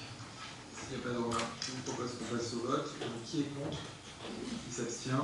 Personne. Le point 12 est adopté. Merci Daniel pour cette présentation. Le point 13, il s'agit de la gestion et l'entretien des infrastructures de l'hippodrome. Vous le savez, on a testé l'année dernière un marché de service pour la gestion et l'entretien de l'hippodrome. Ce marché, il a été signé avec la société des courses, avec un groupe, la société des courses de Liban-Léma, GHDB. Et c'est un marché de service qui concerne l'entretien du site de l'hippodrome. Le contrat est arrivé à son terme fin d'année dernière. Il a été proposé de reconduire, de faire un cahier des charges pour retrouver un nouveau groupement ou en tout cas une société pour l'entretien et la gestion du site de l'hippodrome. Donc une consultation a été faite en mars 2022 et nous avons reçu une seule offre. C'est le groupement Société des cours de Liban-Léma, Société GHDB, pour un montant annuel de 210 000 € hors taxe. Ce marché, il est valable une année, donc du 1er juin au 30 avril 2023, donc potentiellement un renouvellement d'une année pour aller jusqu'au 30 avril 2024. Pour la délibération, vous avez le 1er mai, mais le conseil ayant été décalé, le contrat, s'il est validé ce soir, ne démarrera que le 1er juin. Et je rappelle, ce marché, il vise à entretenir l'intégralité des installations qui composent l'hippodrome, à les maintenir dans un état optimal de fonctionnement, de propreté, d'entretenir et de préserver les pistes qui composent l'anneau des courses pendant l'ensemble de la durée du marché. Et je rappelle que les courses sont organisées par la société des courses parce qu'elle est la seule habilitée à pouvoir organiser les 10 journées de courses qui sont prévues pour l'année 2022. Donc voilà ce qui vous est proposé dans le cadre de cette délibération numéro 13. Donc, je ne sais pas si vous avez des questions sur ce marché. Pas de remarques? S'il n'y a pas de remarques, je vous Pardon, étrange, j'en ai pas. Pardon? Étrange, qu'il n'y ait pas de remarques. Bah, je propose vous m'avez dit. Ah mais non, moi j'en avais pas. Mais je voyais vos policiers s'agiter. Je me suis dit, c'est bizarre, mais quelque chose se passe. Il est étrange pas parce que mes policiers s'agitaient, parce qu'on est quand même sur une attribution de marché qui est pour le moins étrange. On lance un appel d'offres qui intègre l'entretien de l'hippodrome, mais aussi l'organisation des courses. Donc il faut une société habilitée qui est la société des courses. A priori, il n'y a pas 50 à Livogne, il n'y en a même pas 50 dans le bassin lémanique. Et donc on a une candidature qui est celle de la société des courses, qui est le prestataire actuel. Donc c'est une attribution qui est avec peu de concurrence. En tout cas, on ne se donne pas les moyens sur la communauté de Livogne-les-Bains d'avoir une mise en concurrence pour ce marché. La proposition qu'on a avancée en commission, c'était de dissocier l'organisation des courses de l'entretien de l'hippodrome. Pourquoi? Parce qu'on a une société des courses qui est là pour organiser des courses, c'est clair, et qui doit avoir une autorisation, je ne sais pas quel terme vous avez utilisé, qui est habilitée pour ça de façon très spécifique. Mais sur la gestion de l'hippodrome, sur l'entretien de l'hippodrome, on pourrait avoir davantage de mise en concurrence parce qu'on pourrait faire appel à d'autres types d'entreprises. Donc, tant qu'on lit les deux, on n'a pas de mise en concurrence sur l'entretien de l'hippodrome, on n'a qu'une société à qui on va attribuer un marché sur appel d'offres, mais avec une seule offre, ce n'est pas une mise en concurrence. Ce qu'on propose, c'est de revoir fondamentalement la façon dont est lancé cet appel d'offres, de façon à ce qu'on puisse avoir une vraie mise en concurrence dans l'intérêt de Livogne et de l'hippodrome. Merci pour ça. Monsieur Guibert, vous voulez rien? Non, bah allez-y, vous voyez Donc, je souscris tout à fait à ce qui a été dit. J'ai demandé dès le 21 avril à voir le contrat, enfin à voir la consultation et les réponses qui ont été apportées, enfin l'unique réponse.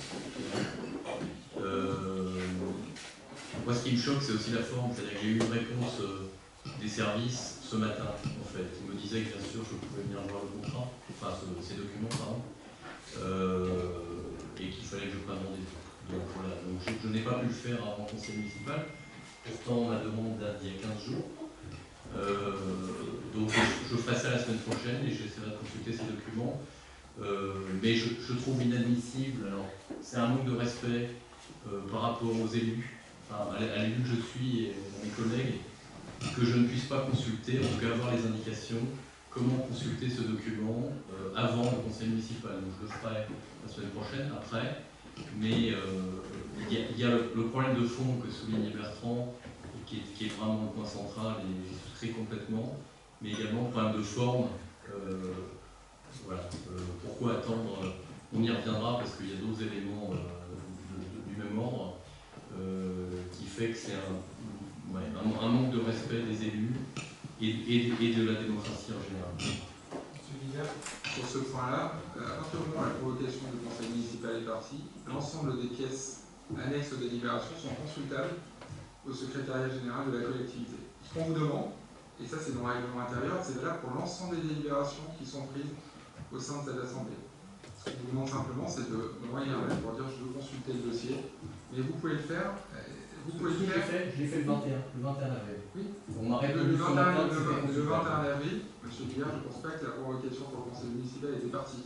Bah si, parce que le conseil municipal a été décalé. En tout cas, vous avez juste à dire je prends rendez-vous et je viens consulter. C'est ce que j'ai demandé par mail, je n'ai pas eu de réponse. Jusqu'à ce matin. Vous passez, mais si vous n'avez pas de réponse et que vous trouvez que vous n'avez pas de réponse, à ce moment-là, vous venez en mairie et vous demandez à consulter le dossier. C'est votre droit, monsieur Guibert. C'est pas qu'on vous a empêché d'accéder au droit. Je sais, parce que vous avez envie de tourner une demi-heure dans la mairie. Monsieur Guibert, vous allez à l'accueil de la mairie, vous dites, vous demandez le secrétaire général et on vous sortira dans la dernière fois que j'avais fait ça, j'avais demandé un rendez-vous, je l'ai fait rapidement, et j'avais pu consulter le droit des conseillers municipaux, c'est de pouvoir consulter l'ensemble des documents à partir du moment où ils ont reçu la convocation au conseil municipal. Et demain, vous pouvez consulter, le document aura été peut-être approuvé ce soir par le conseil municipal. Puis si vous estimez que la démocratie a été bafouée et que l'organisation de cette consultation n'est pas conforme à ce qui est dans la règle des marchés publics, on vous laissera libre de porter cela devant. C'est pas un problème de règle des marchés publics, c'est un problème de courtoisie. J'envoie un mail. Non mais, j'envoie un mail le 21 avril, Monsieur Guibert, je vous réponds sur les deux aspects. Vous avez évoqué l'aspect de consultation des dossiers. Je viens de vous apporter une réponse. Vous avez abordé une question sur le fond de la consultation et je vous réponds également sur le fond de la consultation. Pour être tout à fait complet, ce marché il avait déjà été lancé l'année dernière sur le même format qu'il a été lancé cette année. Cette année, contrairement à l'année dernière, il y a 3 dossiers qui ont été retirés. Donc on espérait, nous aussi, qu'il y ait plus de concurrence pour répondre à ce marché d'entretien. Et évidemment, la société des courses, elle n'a pas d'eau, elle est prioritaire, c'est-à-dire une société qui fait l'entretien de stade de foot, une société qui fait du paysagisme à Divonne aujourd'hui, aurait pu tout à fait faire une proposition financière à la société des courses pour montrer un groupement et répondre à l'appel d'offres. C'est d'ailleurs le sens, à mon avis, des 3 candidatures, des 3 dossiers qui ont été retirés, pour regarder ce qui était attendu et voir comment un groupement pouvait se constituer avec la société des courses. Et je pense que la société des courses, à ce moment-là, son intérêt, c'était aussi de trouver le meilleur partenaire pour elle, financièrement aussi, parce que je pense que si elle avait trouvé un autre partenaire que GSBB, elle aurait pu négocier avec lui. Donc voilà. Et très clairement, c'est aussi, ce contrat, il est sur une période temporelle donnée, parce que l'objectif demain, c'est quand même de trouver un autre type de partenariat pour la gestion du site de l'hippodrome et pour le développement du site de l'hippodrome. Si pour répondre après à M. Augustin, on m'a interrogé. La réponse qui est destinée. C'est pour vous dire, vous avez dit le marché, il est un peu particulier. C'est pas tout à fait le terme que vous avez employé, mais en tout cas, c'est le sens de votre propos. Je dis qu'il n'y a pas de mise en concurrence, puisqu'il n'y a pas de Et moi, concurrence. je vous dis, il y a une concurrence. Il y a une mise en concurrence, parce que s'il n'y avait pas de mise en concurrence, on n'aurait pas procédé à un appel à candidature, il n'y aurait pas eu d'un dossier original. Vous, Vincent Cattelin, la façon dont ça se passe là, avec un dossier un groupement qui est candidat, ça vous convient? Non, ça ne me convient pas. Et pourquoi ça ne me convient pas? Parce que j'aurais aimé que la société des courses trouve d'autres partenaires que GHDD pour pouvoir faire des propositions d'entretien du site. Et ce que j'estime, c'est que s'il y a 3 dossiers qui vont être retirés, ça veut dire que des... Après 3 dossiers, ça peut être n'importe qui. On a posé la question, a priori, on ne sait pas qui les a retirés. Ça peut être 3 personnes de Goudron pour voir le contenu du dossier. Enfin, j'en sais rien. Non, je vous le dis, mais vous ne savez pas plus que moi. Donc, quand vous dites, ah oui, il y a eu 3 dossiers retirés, ça veut dire ça signifie qu'il y a un intérêt, et ça signifie qu'il y a des gens qui s'intéressent à ce marché-là. Non, 3 dossiers, ça ne veut rien dire sur la qualité des gens qui ont retiré les dossiers. Ça veut dire qu'il y a eu 3 dossiers retirés. Et ça veut dire que les retirer, a priori. Mais ça veut dire que c'est quand même des gens qui ont l'intérêt, parce qu'il faut quand même se connecter sur une plateforme pour retirer un dossier sur un marché spécifique. Donc ça veut dire qu'à un moment, qui regarde les plateformes? C'est des entreprises qui s'occupent de l'entretien de site. Donc j'imagine qu'elles ont un intérêt à avoir un marché supplémentaire dans la région, et notamment à Divonne-les-Bains, et qu'elles se sont intéressées au marché du hippodrome.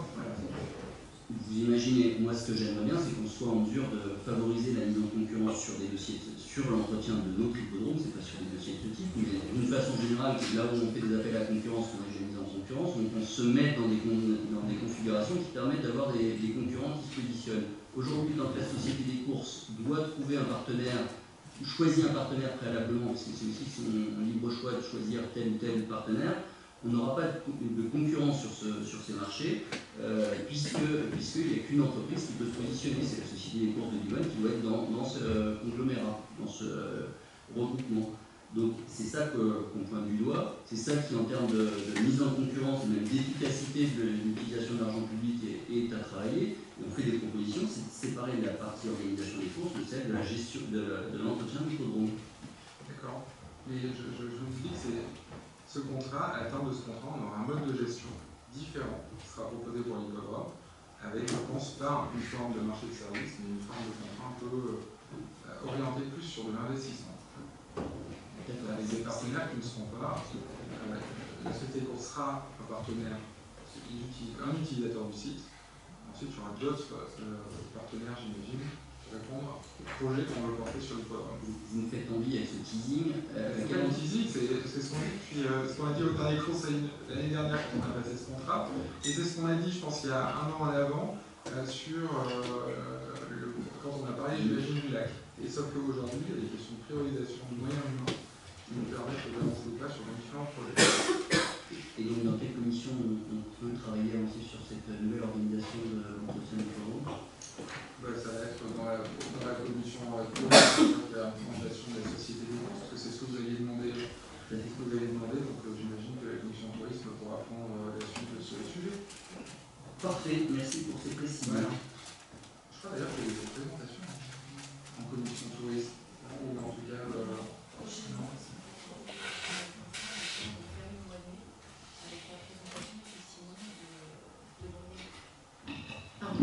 On fera une commission au mois de mai. On invitera le président de la Société des courses, donc qui nous présentera le projet d'organisation des courses pour l'année 2022, entre autres. Et comme ça, vous pourrez lui poser toutes les questions, vous faire poser toutes les questions, puisque vous n'êtes pas... Si vous y êtes maintenant, oui, c'est vrai. C'est vous qui avez parti. Sur le point 13, donc on peut passer au vote. Non, juste pour préciser qu'on est assez constant dans nos demandes, comprendre le fonctionnement et voir comment on peut améliorer le fonctionnement du hippodrome et son développement, ça fait partie de nos demandes qu'on formule en commission de tourisme, mais demandes aussi qu'on formule par rapport à ce type d'appel d'offres, même quand on se présente en commission de travaux. Très bien. Parfait, donc on passe au vote. Donc qui est contre? Oui. Donc 5 contre. Personne. Donc le point 13 est adopté. Point 14, Véronique, sur le conseil d'exploitation des terres. Oui, donc vous savez que nous avions créé un conseil d'exploitation des termes donc, liés à la régie de l'établissement thermal. Donc ce conseil d'exploitation n'a qu'un rôle consultatif. Il s'est réuni pas énormément, il a dû se réunir trois fois. Et nous avons eu le départ donc, du docteur Constant. Et il convient donc de désigner un nouveau membre du conseil d'exploitation. Donc c'est pas facile à trouver puisqu'on voulait une personne qui connaisse le milieu médical. Et en fait la personne ne doit pas avoir en fait d'intérêt et de lien direct avec les termes. Donc c'est pour ça que nous sommes allés regarder un professionnel de santé à la retraite. Donc le docteur Jean-François Benoît Gonin a accepté de faire partie de ce conseil de régie. Il devait y avoir une réunion du conseil d'exploitation qui devait se réunir avant le conseil municipal. Mais en fait, voilà, le conseil municipal a été reporté, donc nous n'avons pas pu tenir ce conseil. Et une prochaine date devrait être fixée, si tout va bien, normalement au 25 mai prochain. Voilà. J'ai anticipé votre question, monsieur Emery. Je suis content de savoir qu'il va y avoir. C'est une très bonne nouvelle. Très bien. Hein? Oui. Des remarques? Oui, cette délibération. Moi, je suis tout à fait effectivement ravi qu'on ait trouvé un médecin, parce que je sais que c'est un vrai défi. Donc c'est une très bonne nouvelle pour nous, pour les termes. On a besoin effectivement pour avancer sur ce conseil. C'est une instance importante, même si elle n'est effectivement que consultative. Il y a des gros chantiers qui fondent ce conseil, notamment la réflexion stratégique sur son positionnement. Donc j'ai hâte de pouvoir en discuter. On regrette au passage le départ du Dr Constant, qui était quand même aussi une personnalité qui avait toute sa place au sein de ce conseil, qui connaissait très bien le blog, qui connaissait très bien le terme. Il vous a exprimé ses raisons. Je pense que ceci a peut-être quelques enseignements à en tirer. Voilà, que ça nous serve aussi pour le futur et qu'on puisse garder le docteur Benoît Gonin le plus longtemps possible. Donc on est très pour cette émission. Très bien. Est-ce qu'il y a d'autres remarques? Monsieur Guibert. Donc le conseil municipal étant prévu le 19 avril, j'ai demandé dès le 13 avril le document qui régit le fonctionnement de ce conseil consultatif de régie. C'est ça? Conseil d'exploitation. La réponse, je l'ai eue ce soir à 19h. Ça découle les 19h.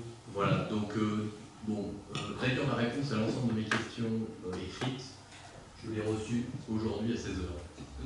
Voilà, donc elles ont été envoyées tout et je les ai reçues aujourd'hui. Donc, si vous voulez, là encore une fois, c'est un problème de respect pas par rapport aux personnes, bon c'est un problème, mais par rapport aux élus que nous sommes. C'est-à-dire comment, moi je peux lire un document entre 19h et 20h. Je veux bien lire les réponses entre 16h et 20h, alors ça je peux essayer d'y arriver, mais j'aimerais avoir un petit peu de temps, si vous voulez, pour que ce travail que l'on essaye de mener à bien chacun d'élus, on puisse le faire de manière sereine et surtout dans le respect de notre groupe d'élus et de la prise en compte démocratique souhaitable, avec des délais corrects pour instruire les dossiers, pour les examiner. Donc je n'ai pas encore regardé le document et donc je m'abstiendrai par rapport à ces délibérations. Très bien. On passe au vote. Donc, qui s'abstient? Donc, M. Guibert, vous êtes le seul à vous abstenir? Des oppositions? Donc, le point 14 est validé. Je souhaite la bienvenue au Dr Jean-François Benoît Gonin dans ce conseil d'exploitation. Sur le point 15, il y a toute une série de questions qui nous ont été posées sur les délibérations, des réponses qui ont été apportées. Je ne vais peut-être pas toutes les détailler, parce qu'en plus, M. Guibert, vous avez posé plusieurs questions que vous souhaitiez qu'on aborde préalablement au conseil et d'autres que vous souhaitiez qu'on aborde pendant le conseil. Oui, enfin, comme le conseil a été décalé, de toute façon, je n'ai pas eu de réponse à mes questions. Le principal, faites ce que vous voulez au niveau des questions. D'accord. Bon, les réponses vont être apportées par mail, par nous dire si elles vous conviennent. À ce Alors, non, j'ai des questions complémentaires. Donc, pas de questions, juste sur le point 15, pas de questions, les réponses sont apportées. On avait d'autres ou pas? Oui, j'ai des demandes complémentaires. Allez-y alors. Donc, non, vous voulez les balayer par nous? Non, et aller au point complémentaire. Donc, moi, le point 15, j'ai eu une réponse en effet. Non, mais vous avez des points complémentaires. Allez au point, faites-moi part de vos points complémentaires. Ok, alors, j'avais posé une question sur. Alors, ça, c'est bien aussi, attendre 3 semaines pour avoir ce genre de réponse. Existe-t-il un document, une convention avec l'Église indiquant les responsabilités de chacun? Pour la résolution 72. Oui. Alors, on répond, la commune est propriétaire de ses biens et on a la responsabilité. Non, mais de quel bien on parle? Est-ce qu'il y a une convention? Non, ma question était précise. Non, mais monsieur Guibert, attendez, vous nous avez posé. Des questions précises, j'ai des réponses. La question était très précise. L'entretien et l'accord de l'orgue, c'est ça le sujet initial. Et ensuite, existe-t-il un document, une convention avec l'Église indiquant la responsabilité de chacun sur l'orgue? Donc en fait, on vous dit simplement que l'orgue qui est à l'intérieur de l'Église appartient à la commune. La commune se charge de son entretien. Là, on parle de ses biens, donc. Ben oui, mais. Vous avez déjà acheté le propos, donc j'ai qu'il y a une convention. Ben non, mais pour moi, c'est bien. C'est l'ordre. Une convention, pour moi, c'est qu'on parle de l'ordre. C'est pour ça qu'on fait une réponse de ce type-là. Il y a plusieurs ordres là en ce moment. Mais non, il y en a une. C'est bien. C'est les grandes ordres. Mais en fait. Donc il y a une convention, c'est clair? Oui ou non? Puisque c'est la même chose. Mais il n'y a pas besoin de convention parce que c'est la propriété de la commune. Donc tout ce qui est à l'intérieur de l'Église est la propriété de la commune. En fait, tout ce qui est. Alors attendez. Il y a des éléments qui sont à l'intérieur de l'Église sur lesquels on a une convention. Il y a les autres éléments à l'intérieur de l'Église sur lesquels on n'a pas de convention. Et l'orgue n'a pas de convention et c'est nous qui nous entretenons. C'est pour ça qu'on passe ce point pour la question de l'entretien. Alors est-ce qu'il est possible d'avoir un document qui conventionne l'ensemble, enfin les biens qui sont conventionnés? On va vous faire le détail, si vous le souhaitez, sur tout ce qui tourne autour de l'Église. On va prendre un peu large, en fait, comme ça on s'assure de ne pas oublier quelque chose à la question. Voilà. Sur ce qui fait l'objet d'une convention autour de l'Église. Comme ça, moi, vous aurez vos réponses. Je ne suis pas sûr de tout comprendre à la question. Donc, au moins, on fera une réponse large. Donc, je ne comprends pas la réponse. Voilà. Alors, de toute façon, on est fait pour ne pas se comprendre. Donc, au moins, ça va durer encore 4 ans. Rendez-vous. Mais bon, si j'avais une réponse à mes questions avant ce matin, je vais avancer l'après-midi plutôt, oui. J'aurais pu escalader dessus et renvoyer des nouvelles questions. Allez, la suivante peut-être, M. Guibert. Je sais pas vous. Mais non, mais vous avez la parole, donc Alors, vous allez y ensemble. J'ai pas filtré, vous allez sûrement pouvoir une subvention de fonctionnement, donc là on parle d'Artali. Subvention de fonctionnement de 7 000 € est versée à Artali. Dans le cadre du développement de la branche littéraire, le conseil municipal a acté la dotation de 2 000 € pour son développement. Donc c'est 2 000 parmi 7 000, c'est 2 000 en plus. C'est ça. Donc c'est 7 plus 2. 7 D'accord. pour les activités basiques d'Arpadi, plus 2 000 pour l'Arpadi littéraire. Ok. Et ça a été décidé quand? Ça a été discuté en commission. Non mais on parle de conseil municipal. On a discuté en commission budget et ensuite passé au conseil municipal. Et à quelle date? Ça a été voté en même temps. Monsieur Guibert, vous étiez là, on a voté le budget. Et quand on vote le budget, on a une délibération, on vote les subventions. Le budget alors. Voilà. Ouais. Pour le coup, c'est transparent. Non mais j'ai la réponse à mes questions.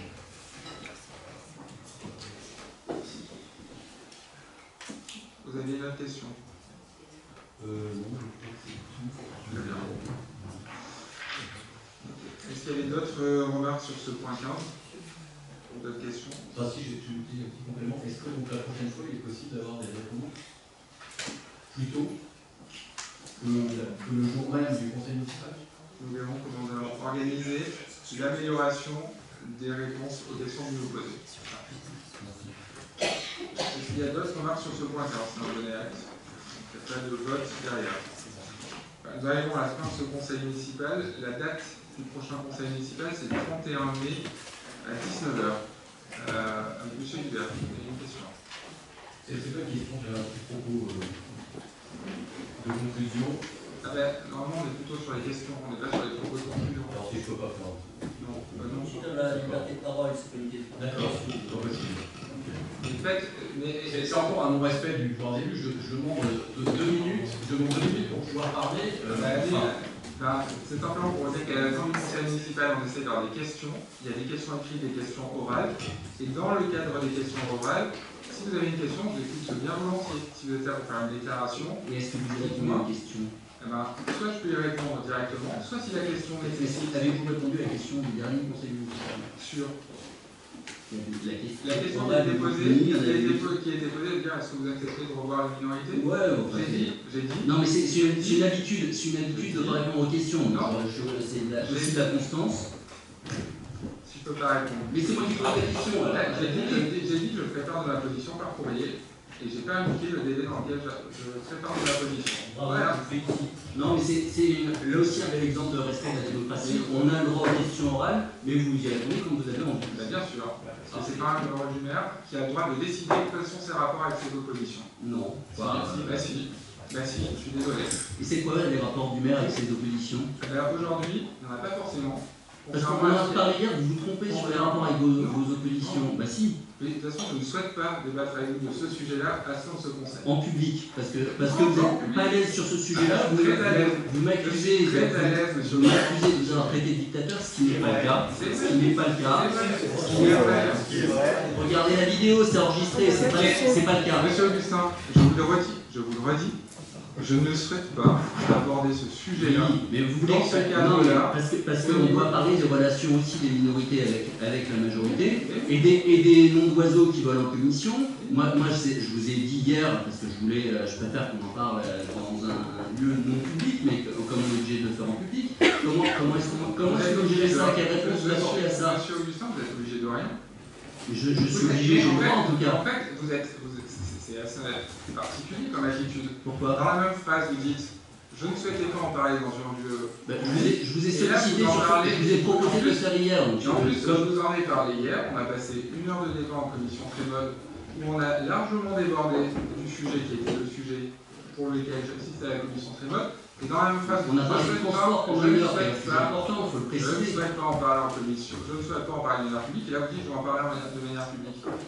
En fait, c'est pas logique. Qu'est-ce qui n'est pas logique? Ce que vous venez de nous dire. La manière dont vous apportez le sujet. Eh ben, je vous ai proposé d'en parler hier en commission très bonne. Je crois que j'en ai parlé hier en commission. Donc je vous ai dit que vous vous trompiez, que je ne vous ai pas traité de dictateur, c'est pas ça qui s'est passé. Donc, et que sur le coup d'ailleurs, on est dans la petite phrase politique. Vous prenez un morceau. Bertrand, ce sujet, c'est vous qui l'amenez ce soir au conseil municipal. Alors qu'hier, vous m'avez dit, je souhaite que ça soit un sujet qui ne soit pas porté, que ça soit dans un cercle qui ne soit pas public. Je vous ai dit, je préfère. Voilà. Donc puisque ça n'a pas été possible dans un cercle non public, on le fait au conseil municipal, où je vous dis, vous êtes dans la démarche de la petite phrase, c'est sortir de son contexte un élément, et sur le coup, vous êtes passé à la suite du conseil municipal sans aucun élément. Donc cet élément, je ne vous ai pas accusé de dictateur, je vous ai dit, on n'est pas loin de la dictature, et c'était sur l'ambiance générale de ce conseil, de la façon de gérer ce conseil municipal. C'est pas non, c'est exactement ce qui est dans la vidéo. J'ai retiré ces propos puisque ça semblait vous avoir choqué et que vous êtes passé à la suite du conseil municipal. On s'aperçoit 2 mois plus tard que vous êtes bloqué là-dessus et que vous refusez de parler de minorité. Moi je le dis, la discussion, le dialogue sont des éléments qui sont importants dans une démocratie, y compris avec les minorités, même si quand vous votez, vous aurez toujours raison, vous êtes plus nombreux, mais qu'on puisse travailler, qu'on puisse avancer ensemble, ça reste des choses importantes. On le voit ce soir, vous avancez contre vents et marées, il y a des questions qui sont posées, des réunions qui se réunissent pas, des éléments qui ne sont pas transmis. C'est ça votre façon de gérer. Et je trouve ça dommage. Donc si vous voulez jouer sur la petite phrase, on peut le faire aussi. C'est pas un bel exemple qu'on donne de la parole politique et c'est bien dommage de le faire. Et ce que vous avez cité hier également, il ne faut pas mélanger des éléments publics et des éléments qui ne le sont pas. Vous remarquerez que je n'ai rien abordé. Voilà. Monsieur Guibert, vous n'apportez pas de réponse. Quand vous n'apportez pas de réponse et vous ne répondez pas aux questions, non plus. Monsieur Guibert, allez-y. Ce que je voulais dire, tout à fait dans ce cadre-là, moi je ne rentrerai pas dans des propos de personnes dépasse voilà, des mots qui sont hors propos. Et quand on parle de dictateur ou choses comme ça, c'est hors propos. Donc moi, je ne rentre pas dans ces jeux. Je ne pense pas que ça intéresse les Polonais. Moi, ce qui m'intéresse, c'est un travail constructif, parce que moi, je suis là pour faire avancer la ville. Ce soir, il y a deux éléments que j'ai notés. Un problème de concertation, de consultation. Là, on parle de programmation avec les associations, avec les élus pour le gymnase. On parle de membres du jury qu'on préfère informer plutôt qu'associer aux décisions. Donc, c'est vraiment qu'on n'a pas la même notion de consultation et de concertation. Et ça, moi, ça me remet en cause mon travail d'élu, parce que quand cette concertation et cette consultation, si on est là pour dire « ah bon, c'est bien, non, c'est pas bien », on est là pour participer, essayer d'avoir voix au chapitre et aider à ce que la meilleure décision soit prise. Ça, c'est la première chose. La deuxième, c'est vraiment la méthode et le respect des élus. Alors, il y a ce que j'ai dit au préalable, et encore une fois, c'est pas un... Quand je dis ça, c'est pas une attaque personnelle, c'est un respect. Non, attendez, laissez-moi finir. Non, mais écoutez, je suis tout à fait honnête. Moi, je ne m'attaque pas aux personnes, je dis que c'est un problème de respect de la fonction d'élu. Voilà, un élu doit être respecté. En tant que personne, je sais que vous me respectez tout à fait. Je pense que vous respectez toutes les personnes ici. Enfin, en tout cas, moi, je n'ai pas de problème par rapport à ça. Et je ne m'en prends pas aux personnes. Enfin, je pense vraiment que c'est un problème de respect de la fonction d'élu. Quand on a des réponses vraiment tardives, quand on a des documents qu'on n'a pas, quand on a... moi, ce qui me gêne également, et j'ai interpellé, je vous en ai parlé hier en commission, et j'ai interpellé Pierre Dallery, Édouard Berthet, quand on n'a pas de visibilité, de planning des commissions. Avant, on avait des visibilités de planning il y a quelques mois. Les réunions n'étaient pas annulées, les réunions ne se chevauchaient pas, ou quand elles se chevauchaient, on essayait toujours de trouver une solution. C'est vraiment ce travail, et ça c'est aussi le respect de l'élu. C'est pas, nous on a un agenda, qu'on soit dans la minorité, la majorité, on a un agenda, on essaie de faire notre travail d'élu le mieux possible. Donc j'aimerais que ces basiques soient là en fait, pour essayer de faire un travail d'équipe, parce que donc moi je reprends les propos de Bertrand tout à l'heure, nous on n'a pas vocation, on n'a pas d'ambition particulière, chose comme ça, on veut aider notre ville, on veut aider aux meilleures décisions, donner des idées, c'est ce qu'on a fait hier en commission, c'est ce qu'on essaie de refaire aujourd'hui. Voilà, des choses peuvent se passer différemment, il y a juste, voilà, il y a des notions de concertation, de consultation que manifestement on n'a pas en commun, et des problèmes de méthode démocratique, tout simplement, pour pouvoir travailler dans de bonnes conditions en tant qu'élu minoritaire. Voilà ce que je voulais ajouter. Ça peut être juste quand même une remarque de ma part, M. Guibert, qui vous est spécialement dédié. C'est vrai que vous parlez de respect. Je pense que je vous respecte en tant que personne et en tant que membre de l'opposition. Vous pouvez trouver qu'on met du temps à répondre à vos emails. Vous pouvez trouver que vous n'avez pas suffisamment accès à l'information. Vous pouvez trouver qu'il y a des marges de progression, ce que je peux comprendre. Mais vous pouvez pas, dans l'enceinte de ce conseil municipal, dire « je vous respecte » et puis, à l'extérieur de ce conseil municipal, à travers les réseaux sociaux notamment, être constamment dans l'attaque de la personne que je suis en tant que maire de Livan-les-Bains à Vincent-Scatolin. Je pense qu'à un moment, et ça vous ne pouvez pas m'en faire grief à moi, non, ben, attendez, vous êtes permis de faire un propos, vous avez dit ce que vous aviez à dire, vous me permettez de vous répondre quand même. Et vous pouvez me reconnaître, vous trouvez que ma méthode n'est pas bonne, vous pouvez m'accuser de ne pas ouvrir suffisamment de débats démocratiques, mais je pense que jamais, de ma part, il y a une attaque ad personam contre un membre de l'opposition. Jamais.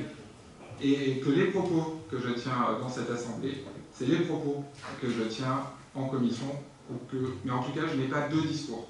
Pas un discours, parce qu'il y a des journalistes dans la salle du conseil municipal, qu'un discours à travers un écran ou à travers des réseaux sociaux, très clairement. Et M. Guibert, Monsieur Guibert, vous rigolez, mais prenez les postes que vous faites pour votre groupe, c'est toujours des postes qui sont neutres, qui ne sont jamais contre le maire, jamais. Vous pouvez me le garantir. Écoutez, depuis plusieurs mois, j'y ai... Non, mais c'est pas depuis plusieurs mois. Je parle de ce que vous pilotez. Voilà. Mais bon, c'est pour vous dire qu'à un moment, je veux bien entendre que l'ensemble des critiques doivent être portées contre le maire, contre le représentant de la majorité. Et je pense que dans une relation, et ça je m'adresse spécialement, dans une relation que vous souhaitez constructive, il faut aussi qu'on donne des gages de constructivité. Et qu'on n'ait pas l'impression, nous en tant qu'élus de la majorité, je parle de la majorité, que constamment, on a l'impression d'obstruction dans le traitement et dans l'accompagnement des dossiers. Il n'y a pas de pause. Il n'y a plus de pause. Écoutez, je dis ce que j'avais à dire, je crois qu'on va clore ce conseil municipal et on se revoit le 31 mai. En tout cas, je suis très heureux des décisions qui ont été prises ce soir parce qu'elles permettent de faire avancer des sujets et des projets au service des Divonnais. Merci.